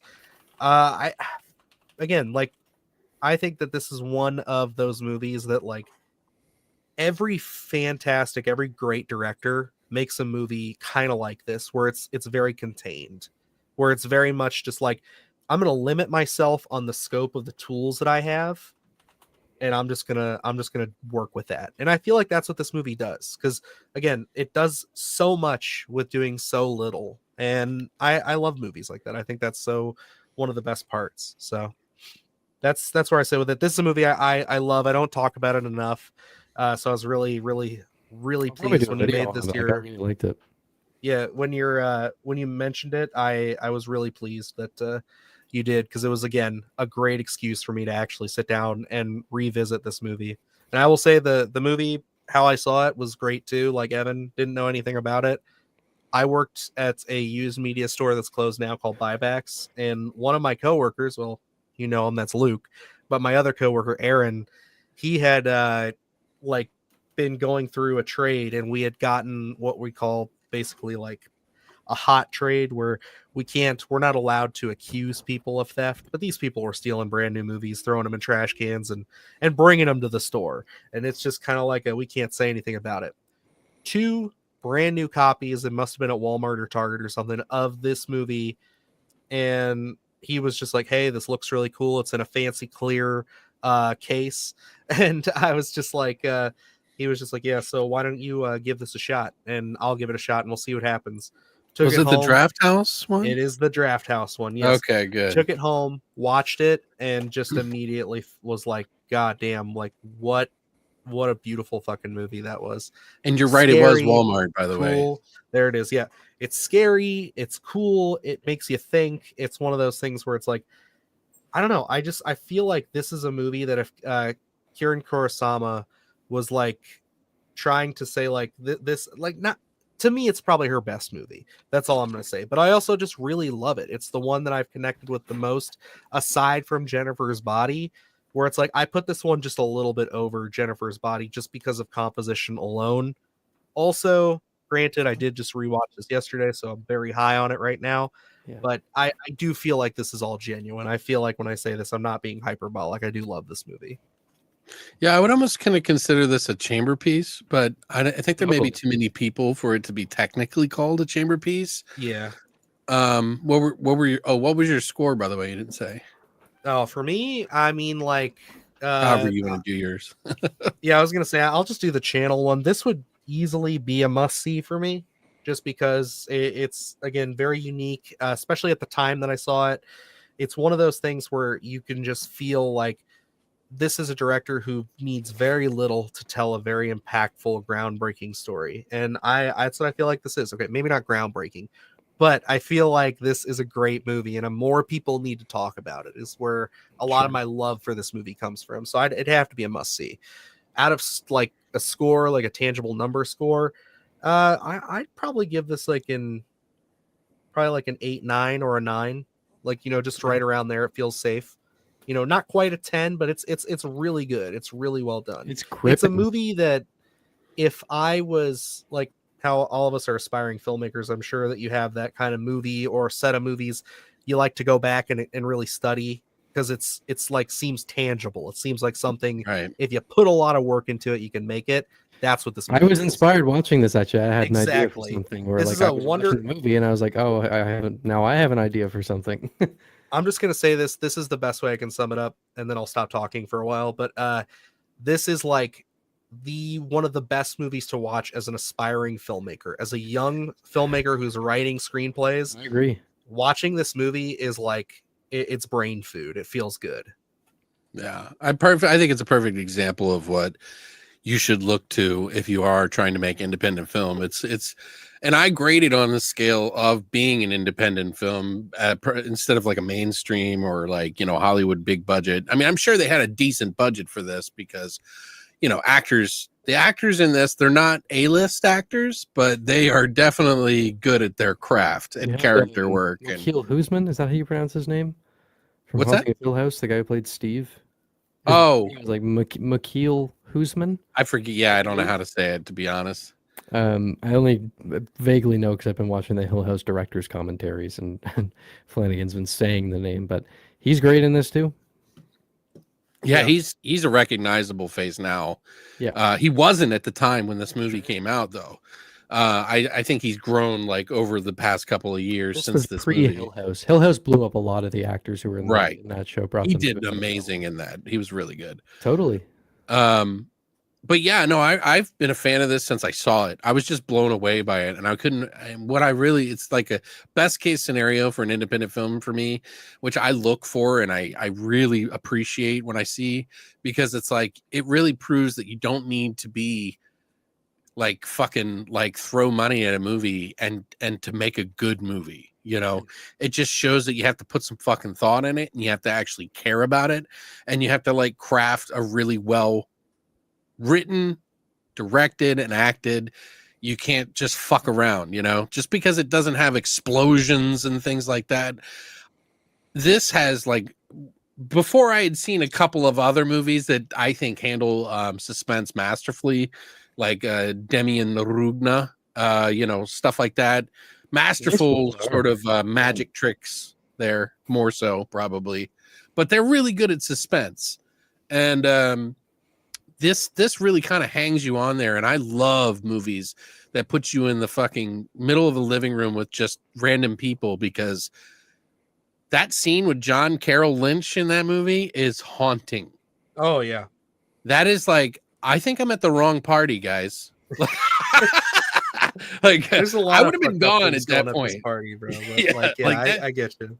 But I just love movies like that, and some people don't get it, and I understand. You know, like I saw a review on this that really upset me, and I hate doing this, but I went on IMDb just to see what people thought of the movie, and one person was like, "Just fast forward to the end, about 10 minutes of the end, and then you'll, you know, maybe get something out of it and thank me. But you know, I do it free of charge." I'm like, "Oh my god!"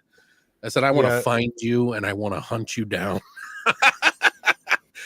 I think like the real, I don't know. I feel like this movie is just like really great at just like how I love how it's structured, because like it's one of those things where it starts off, it's very awkward. I think like, you know how I could kind of compare this to, not on the same level, but like the not the remake, but the original Speak No Evil, with like that first half of this, where I'm definitely thinking of Speak No Evil a fair bit. Where it's kind of like it's got that amber color palette also, but like it's one of those things where it's like I really like love movies that capture that tone of just awkwardness, like awkward, uncomfortable, strange situations.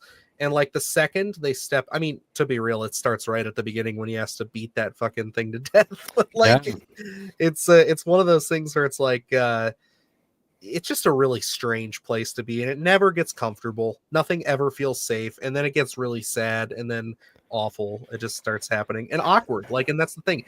Good awkwardness can either be hilarious or terrifying, and they absolutely make it terrifying in this. Yeah.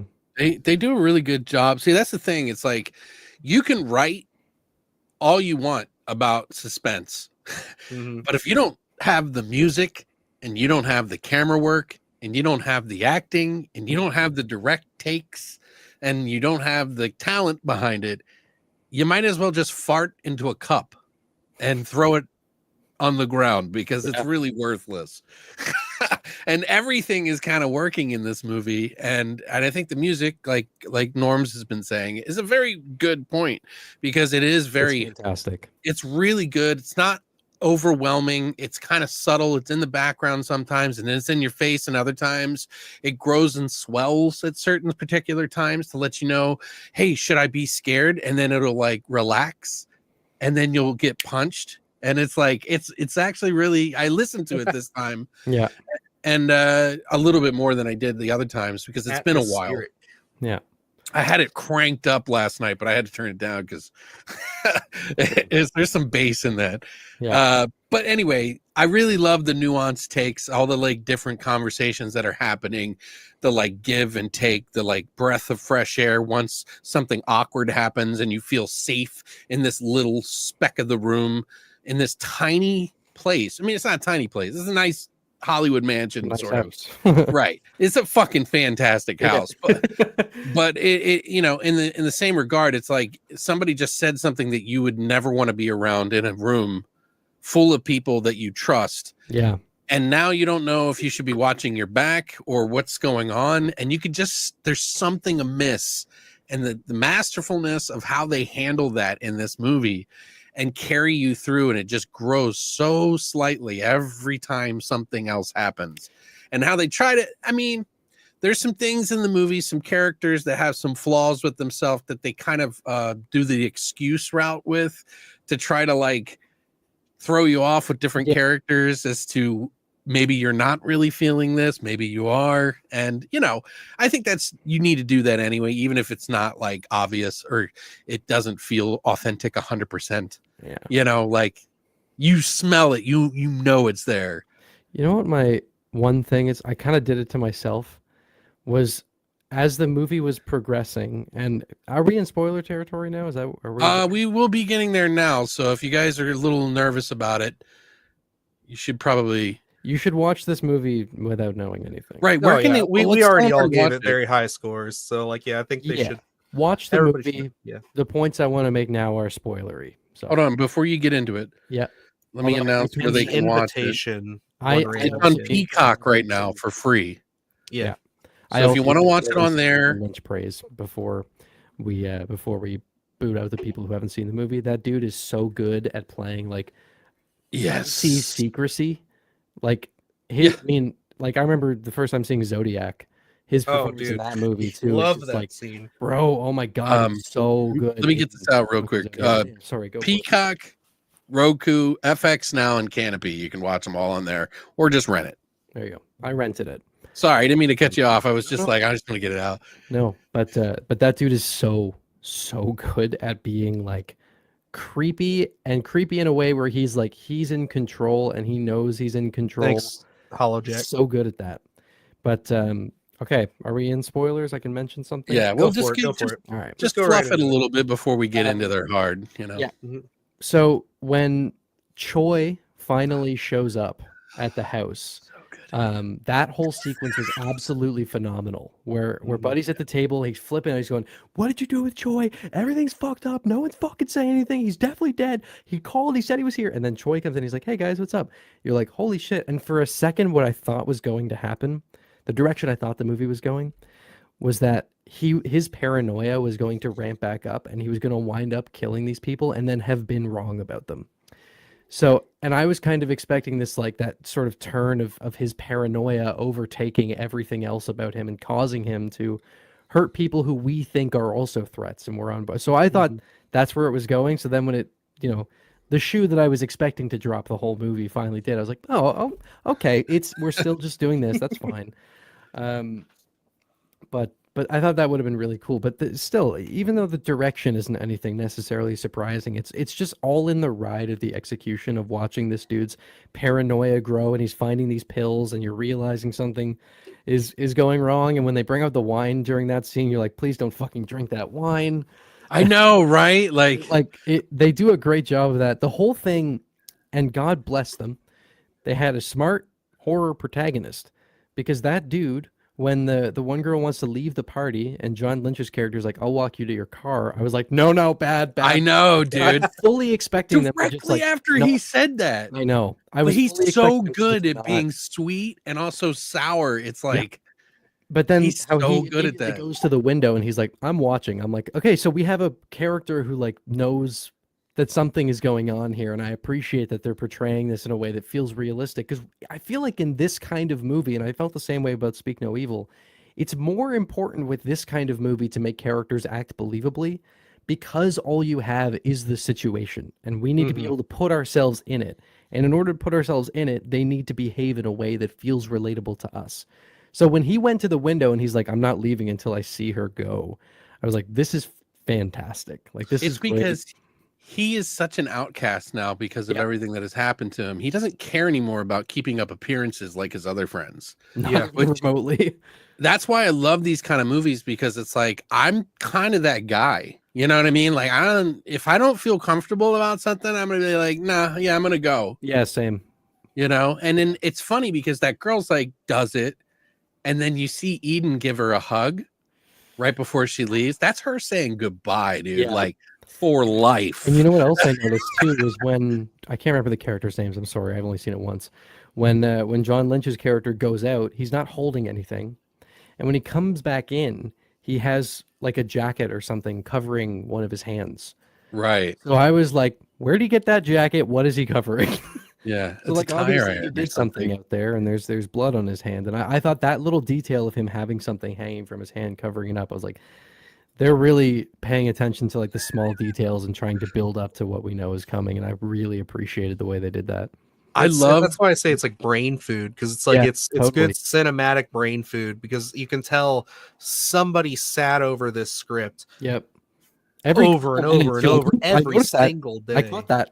Yeah, it's like every single day someone probably sat there, looked at this script, and just was like changing details for like 2 years probably, and then was like, okay, now I can send this as like a first draft. It's like, well, it's like when you first watch the movie, you kind of think of Will. You're like, God, he's such a, you think of that, but his character is so good. Like if you actually think about it, because he is your resistance.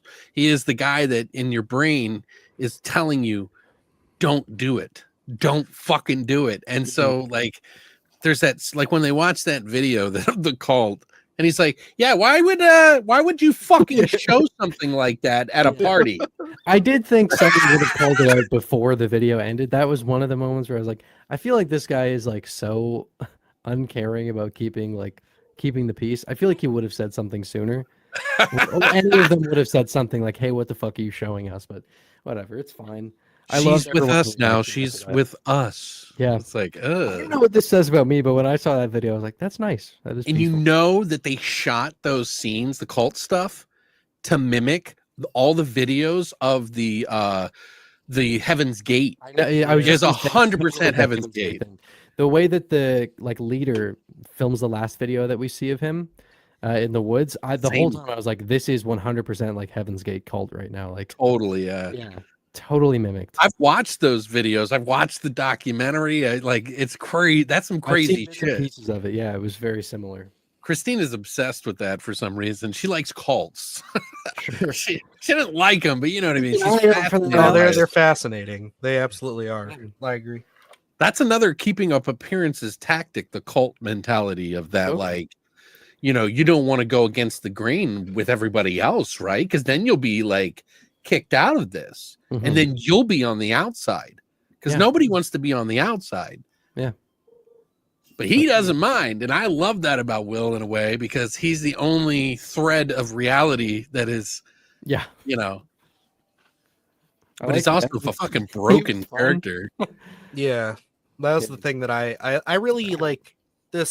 Again, this is my second time watching it ever, so I think knowing like how it all plays out definitely changes your perspective a lot, because it's like I think I sympathize for Will a lot more this time around, as opposed to like when you're still kind of doubting him personally a little bit, and you're like, I don't know, this could all be explained away, and he could just be hella paranoid and crazy at times, like especially towards the beginning. But like once like what's coming, those scenes where it's like he's going through the house and everything, having flashbacks and all that, it's like he's having all those memories come back to him. They're really like they'll get you. They're really really deep stuff, like really fun stuff that I love, like taking our time with characters like that, where it's like they can just kind of sit in our space. And that's another thing that why I say this is like 12 Angry Men, is I feel like we really do get a sense for the house and the layout and everything, like especially the main sections and everything. Like we do genuinely feel like this is a house, or this is like in 12 Angry Men, it's like it's just an office space. You know what I mean? Like an important thing to do in a movie about people trapped in a location too, is for us to get a proper sense of the space. And you know what I think did that really well that I rewatched recently, that you bring that up, Evan? Hush. I was just gonna say Hush. Yes. Hush does that so well. Partially because they did so many long one takes and they just let you like exist in the space. I feel like I understand the layout of not only the inside but the outside of that house. Like I know how far the neighbors is. That's exactly the movie I was thinking of when I said know that. The bends in the road. Like it's like it's a great example of it. It's like you just know that, because like in Your Next, it's a bigger house. I feel like I don't know the like layout of the house other than the bottom floor. Sure. Like I know we see the bedrooms and stuff, but like I don't know that. Like which works if your characters don't know the layout. But like when your characters, is because Will lived there in this house. Exactly. Yeah. It's important for us to also kind of have an understanding of how it all connects because he's our eyes for this movie. There was a door right here. That was great. That was great. I gotta point out my favorite part in the whole fucking movie. I mean, it is John Carroll Lynch. And he's like, they play that game where they're like, we're gonna play a game. It's called Have You Ever, but it's different. It's gonna be I Want. Yeah. And so then everybody like does their little, there's like 4 people before him. And then right when you're feeling comfortable and laughing and everybody's like kind of like, oh, we're gonna do Coke and it's gonna be, you know, oh my God, ooh, you know, like he's like, I know, I want to share a story about my wife. Yeah. Yeah. I killed and the way he says it, like he sets it up like she was just light, pure light. He's like, and we had an argument one day, you know, one of those arguments that you have that just lasts the whole relationship, you know. Yeah. And I just turned around and hit her as hard as I could. Yeah. And I'm like, what the fuck? Yeah. Like John Carroll Lynch, I swear I could just gush about that guy for like Walking Dead. Yes, we are spoilers. Probably the best fucking character in that whole show was his know. brief appearance. Zodiac, he was amazing in it. This movie, Yeah. he's easily the best part of this movie. He's Like, only a this tiny dude- bit in Fargo, but he's even good there. I love This him dude and steals Francis fucking McDormand. everything he's in. He's so good. Can you put spoilers on the screen somehow? In I'm like not the a corner on the fucking side. wizard, Alex. What do you want You me can to do? type Right right on the screen, right? PNGs are wizard stuff. Yeah, Shiny, if you want to watch it, it's on Peacock, and it's also on Roku, Canopy, and Fox. We're doing or spoilers, yes. So FX. don't listen. Yeah, we are definitely in spoilers, but we'll give you a second. But yeah, if you got Peacock, you can watch it on there, or Roku. Yeah. That way just people know, you know what I mean? Sure. Because Yeah. I feel like even in the video, they might want to know, you know, because they might skip around a little bit. Sure, fair enough. And if they see spoilers on the screen, they'll like be like, "Oh shit, I went too far." I mean, we're almost done anyway. It's not Well, like at least for the future, you know, maybe. I know. Yeah, I'm very, very glad that you chose this one because it was awesome. And I want to talk about the very ending of the movie because it's Yeah, you might want to wait. Oh, I guess yeah. If this guy's still, I was gonna say see ya, he probably left already. But I'll give a second. Oh, that's a bit much. That's the Is that best as you're little gonna as get it right gets? now until I can format it, change the color and everything. Okay. Well, actually, you know what? I'm a fool because I didn't put on our BSG background fucking night, so I need to do that. Let me bam. Now it's less abrasive. Okay. No, it's not. It's still bad. Like That's but- pretty bad. Okay, I'm pretty sure he's gone. We can talk about the ending. Okay. And if you're not gone, click off because we're talking about the ending. That's Click better. off, Thanks bro. for that. But when you, Dylan, Jesus Christ, when you go through the whole climax, I love how because you get these moments in home invasion movies where you get to this is not really a home invasion, but it's got a lot of similar structure.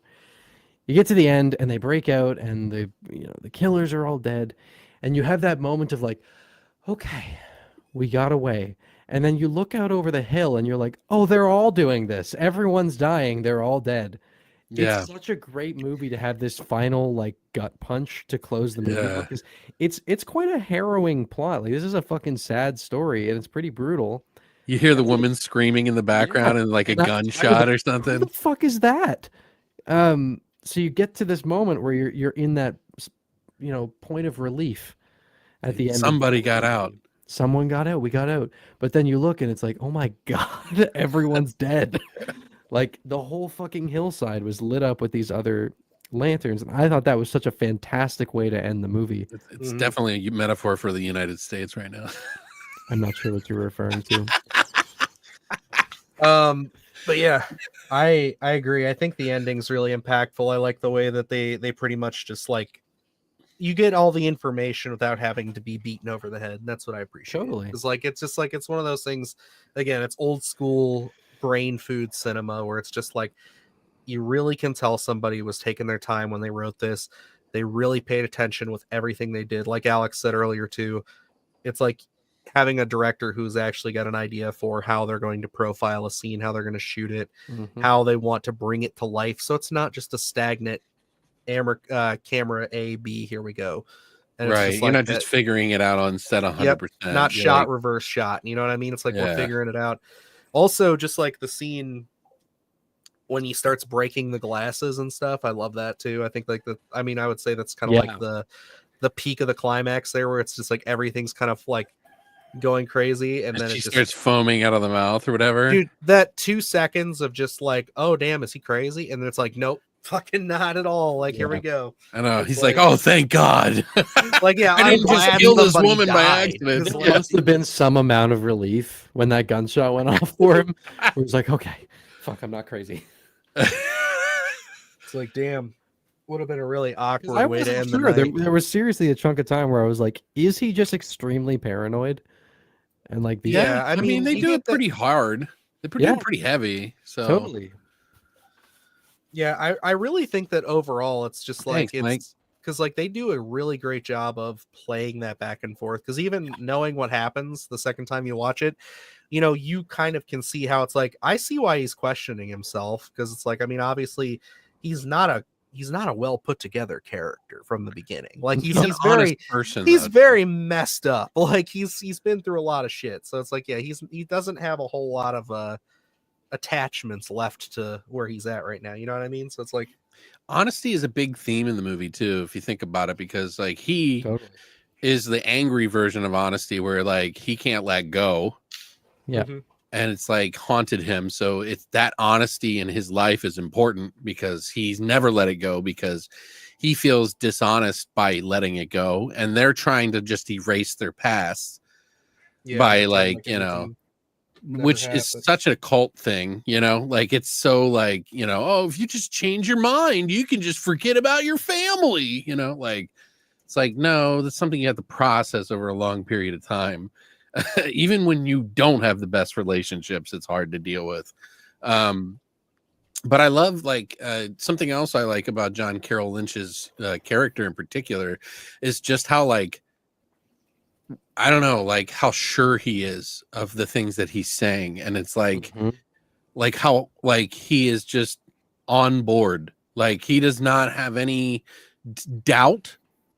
And there's something ominous about him on top of it. How you act that way is a craft in itself of acting. When he goes to kill Will and he's talking to him like, I'll be there in a moment. I'll be there too. He's just like, there's no aggression in what he's saying. There, buddy. We love you. He's fucking murdering this guy, and he's like, it's all good. Like I'm gonna be there, right? There is zero doubt in his mind that what he believes is true. What I was gonna say. His convictions are beyond like firm. Like he's not moving forward. And they also had him come intentionally because he was the guy who would make sure that it would all go down smoothly too, because he was always at the back door behind you, waiting by the door, answering the door. Like there's always like that air of like he's in control here more than anybody else. Yeah. And that's like, so that's like the subtleness of how they do that in the movie is a very, very nice touch. Also, by casting him, John Carroll Lynch, isn't he kind of tall anyway? Yeah. Yeah. He's towering, dude. I think he's like 6'5". Fuck. I could be wrong, but I'm checking real quick. I just want to watch Zodiac again now that we're talking about it. Yeah, I want to watch Channel Zero season 2. Oh, he's 6'3". So yeah, he's tall. He's tall. He's definitely up there. But yeah, no, I mean like he's definitely one of the best at like he can really switch between an opposing force and just a teddy bear. And like that's one of the best things. Like he's good at that in anything that he does. But like this is like the best movie to like show off that like dynamic in him, because that's exactly what he is. He's like, he's opposing, but he doesn't have to be like, he doesn't have to turn anything on. He's just like, this is just what it is. Like, this is life. This is how it's going to go. And we got to trust the process, brother. That's all it is. Like, that's what he's doing. And it's wild. Mm-hmm. In the extras, they were talking about how he was like, he was telling the camera, he was like, yeah, he's like, when Karin told me that I had this part, that I had to do this part or whatever, she said, it's really flattering, you know, and I think you're really going to like it. And he read it and he was like, wow, that's interesting that you guys think that of me. He's like, that's some pretty dark shit, you know. I might have to pick this up. I think Alex told me immediately, like, you're going to buy this. And I think I do want to buy it just for the bonus features. I want to look at some of the... And keep in mind, this is before a lot of movies we're seeing a lot of new movies that are doing stuff like this really well. It kind of reminded me, like, I was thinking of The Menu a little bit during it as right, well. Yeah, The like Menu is a perfect example. That one Australian movie from last year. Oh, what is it called? The one with the guy from The Innkeepers, Pat Healy. It's called Cheap Thrills is kind of one of those movies. Oh, well, that. But I always want to call it You Were Never Really There. Oh, It's the okay. Joaquin Phoenix movie. You Were Never Really Here. Yeah, You that's Were what Never you're Really thinking. Here. Yeah, that's a good movie. Isn't that the one about great the movie. child abuse? I think so. Yeah, I haven't seen it in a while. Trafficking. Yeah, I didn't want to Let me say. watch that. Good movie. There's so many movies like it though, but yeah, Funny Games and things like that is very similar in a lot of ways because You'll it's that presence. Never Find Me is what I was looking for. Never find me. Great movie. Yeah, but go on. I don't know. I'm just thinking of like other movies that might fall into that category. I always watched Coherence after watching this movie on a whim. It's a time sort of dimensional film, very complicated one that is also very good at building suspense and tension, and it's just really good. And like again, the beginning of the movie is also a little bit it's done in improv way because they want to make it seem authentic, which it's funny because now when I think back to The Invitation, I had a couple issues with some of the acting in the movie, and when I watched it this time, I didn't at all. And I was like, okay, so maybe I'm just remembering it differently or something like that. But yeah, Coherence is one of those movies that has a little bit of rough acting at moments in the beginning, but just push past it because I guarantee you'll once you kind of buy in, you're gonna love it. And I think it's kind of right up the same alley because it's one of those kind of movies, I guess. Yeah, I have a list that I'm doing with all of these movies in it. So I think Frank put it really, really well earlier that this is like definitely a fantastic slow burn. And I actually have a list that I've been putting together for a while that someone recommended, going over 5 slow burn horror films or just films. And I certainly think after watching this that this would probably have to be on that list somewhere. So Totally. I'll probably end up talking about it on my channel in maybe a couple weeks or a month or so. I mean, I'll be a little longer than that, but I definitely will wind up talking about this one as well. yeah, it'd be Yes, cool. sir. It'd be good to hear your thoughts on it. Breaking it I down. want to do that, and then I'm trying to find an excuse to talk about The Dark and the Wicked on the list, just because like once I watch that and then watching this, it's just like gets me excited because I'm like I want to recommend this to people again. You know, like I want more people to see that. So good, so good. There's so many different other movies like that it kind of do it. There's other movies that have tried to do it as well, and they kind of like flail. There was one where this like couple comes to this house. They meet them on the outside or something at a bar or something, and then they come to their house and they kind of like hold them hostage with niceties, you know, like by making them feel guilty about shit and like speak no evil. yeah, it's all like that same thing, you know. Funny Games is the same way because they play like with them in the beginning like that. Sure. Like, why would you ever be so rude? That's so rude of you. Yeah. Well, at least in the remake, they kind of push on that button a little more. Dylan, I suppose in terms of rotation, you would be up next. I would be, but because we had to delay the other one twice, we ended up throwing off the cycle. So because I brought this up a couple weeks ago, but I was gonna say you just kind of said to do whatever. So I figured what makes more sense to me, what makes my brain happy, is just like, Alex, then you just pick again, and then I'll pick the next, and then we're back. It fixes the circle. Okay, so, sure. I have a couple Slaughter in mind. Roman I'm thinking the Innocents Okay. from, I believe, Jack Clayton. The Kids, right? Yeah, from this 1960s. I can't remember which year exactly. I already know what I'm going to make you guys watch after this. Hell yeah. I But, refuse. I think that's what I want to do. I'm not certain yet. Give me a couple days to mull it over, and I'll let you guys know. I don't watch movies from the 60s, Okay. so not a fan. Sorry. I'm in the mood to watch something bleak. Jesus. Yeah, I think if that goes well, then unless I change it, I know I'll have a couple weeks, like 4 weeks in between this, but I'm looking to probably go with the King Tide. I think that's probably a good one, just because I am gonna watch that soon, and I think that's super crazy. It was either gonna be that, or I was going to propose, and I guess I'll leave it up to you guys to help me decide. This movie that I got a screener for, the one that we were just talking about, Unspeakable. I was gonna say it's gonna be that, or I'll just have to hook you guys up, get the screeners too, or whatever. And then I was thinking, if we all had enough fun like I was having with this, and it was worth it, I would see if we can maybe get the director on for an interview. So it was either that or the King Tide. So cool. Just let me know. Well, actually, that's you guys. Let me know. Well, so it's Devin's next. So I guess Who's just Devin? let everybody know. I'll let you know when I've confirmed. Okay. So The Innocents, you should check out anyway. I think it's on Shudder.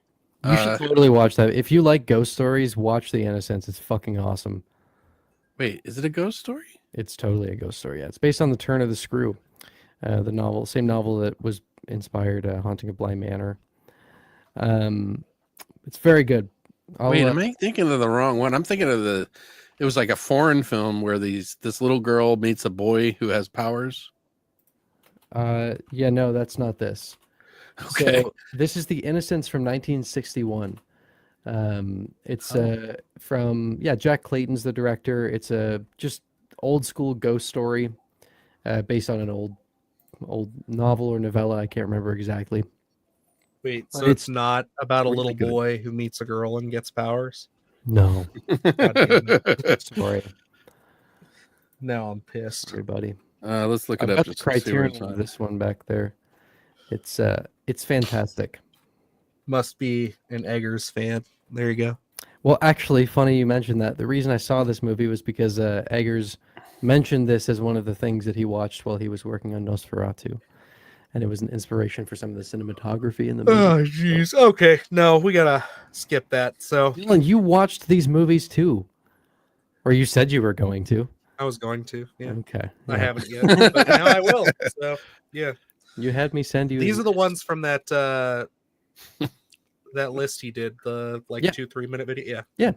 One of the ones there. This was one of those. Yeah. And another one I'm considering is another one that was on there, but not for the same reason, was Cries and Whispers, because I can't stop thinking about that movie and I want to talk about it, but I think a video would tank on my channel, so I feel like a live stream could be fun. So I'll think over a couple of them, but I will let you guys know.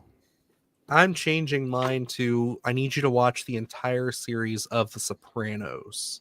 I'm already we're gonna talk watching about it for the first time, so get fucked. All right, there you go. Twin Peaks. Good for you. All right, damn. I was hoping you wouldn't be as prepared for that.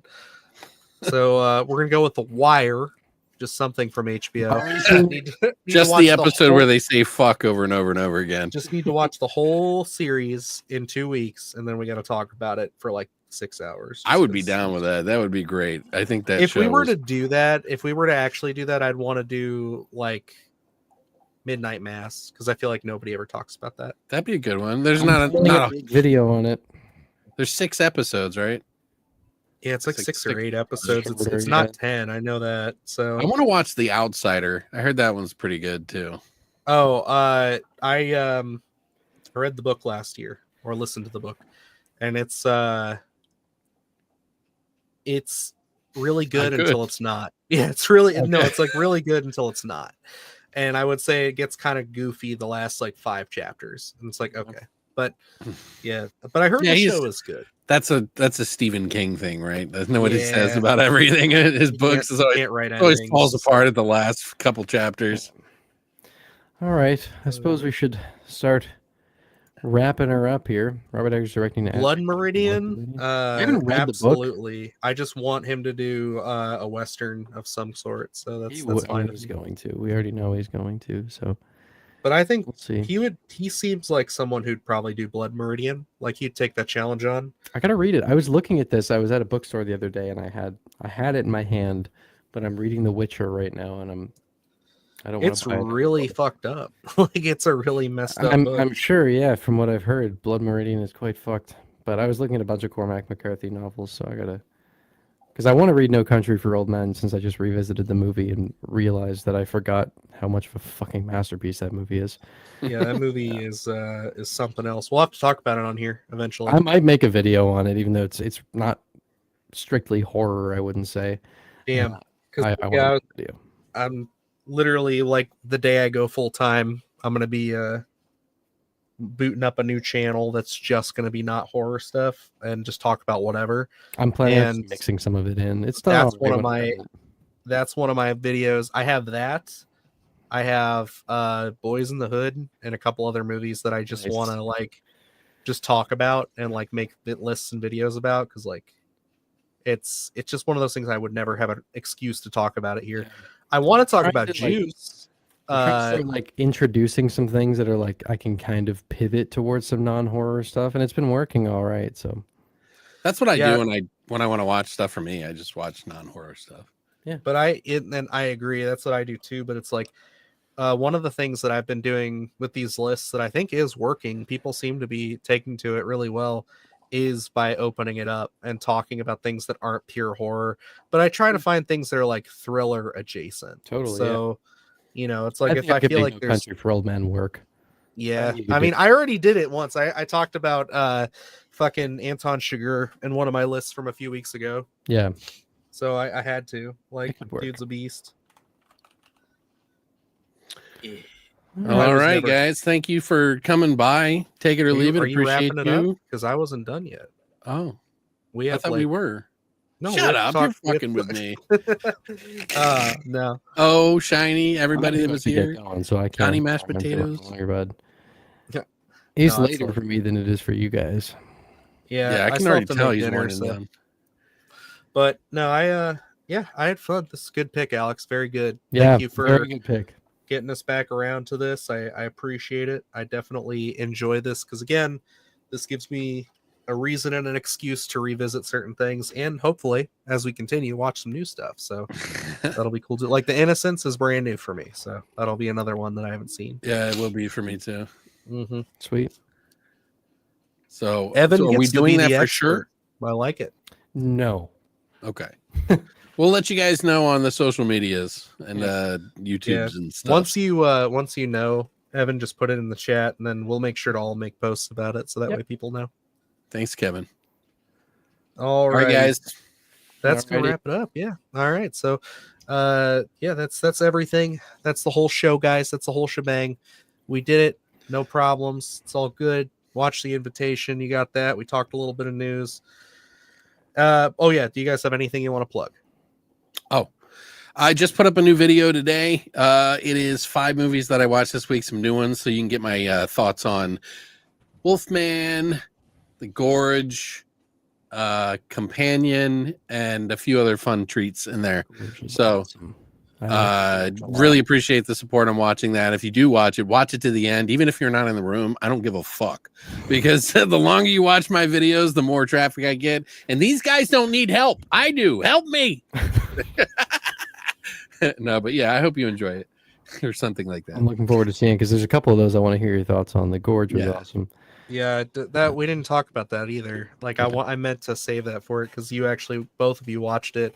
Yeah. Real quick, how'd you feel about Wolfman? Just 2 words, like quick sentence. I gave it a 6.5. Okay, fine. That's good. That's fine. I'm good with that. I can live. All right. We'll talk about it more later. But awesome. good stuff.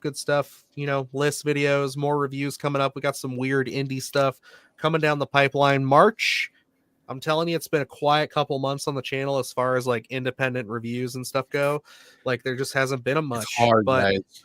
I'm telling you guys, March, like I already have our inbox full of screeners for March. It's fucking crazy. March and April are about to be huge. So we're gonna have a lot of big stuff. So keep at it with that. And yeah, I didn't mention this. My video that was supposed to be out today is still dealing with a copyright claim. So it'll be out hopefully Thursday at the latest.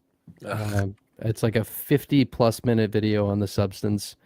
So it's big, it's long, it's beefy, but it's dealing with a big copyright issue right now. So that's why it's not out.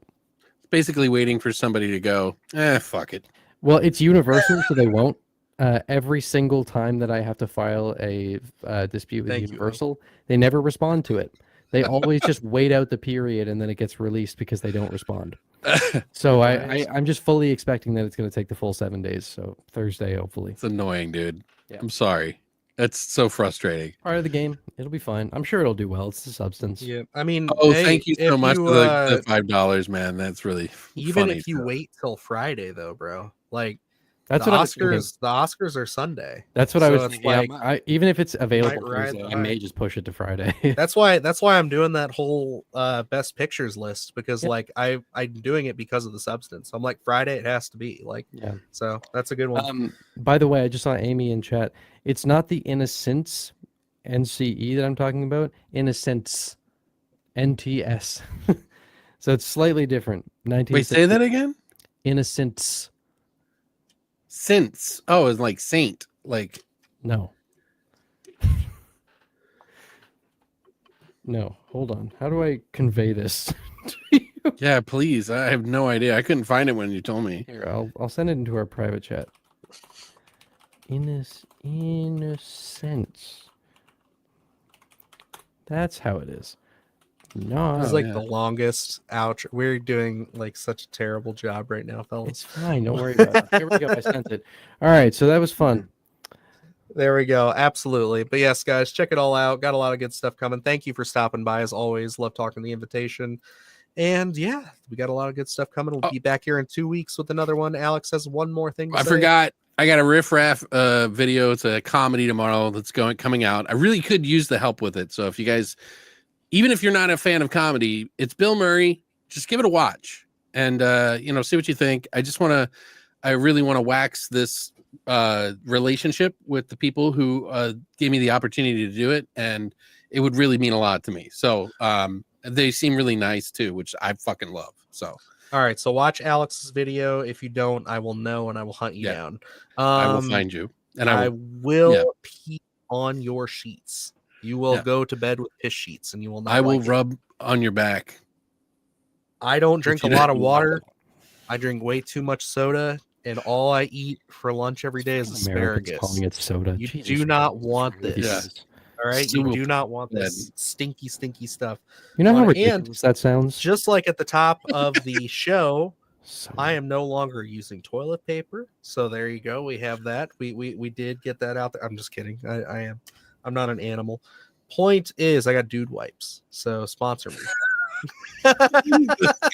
In a bidet. I don't know. I'm stir crazy now, bro. So anyway, I'm gonna sign this off now. So until next time, folks, always remember, long live the void, stay scared, and we hope you've enjoyed your stay. Yeah, I got it. I'm a professional now. I don't need to do nothing anymore.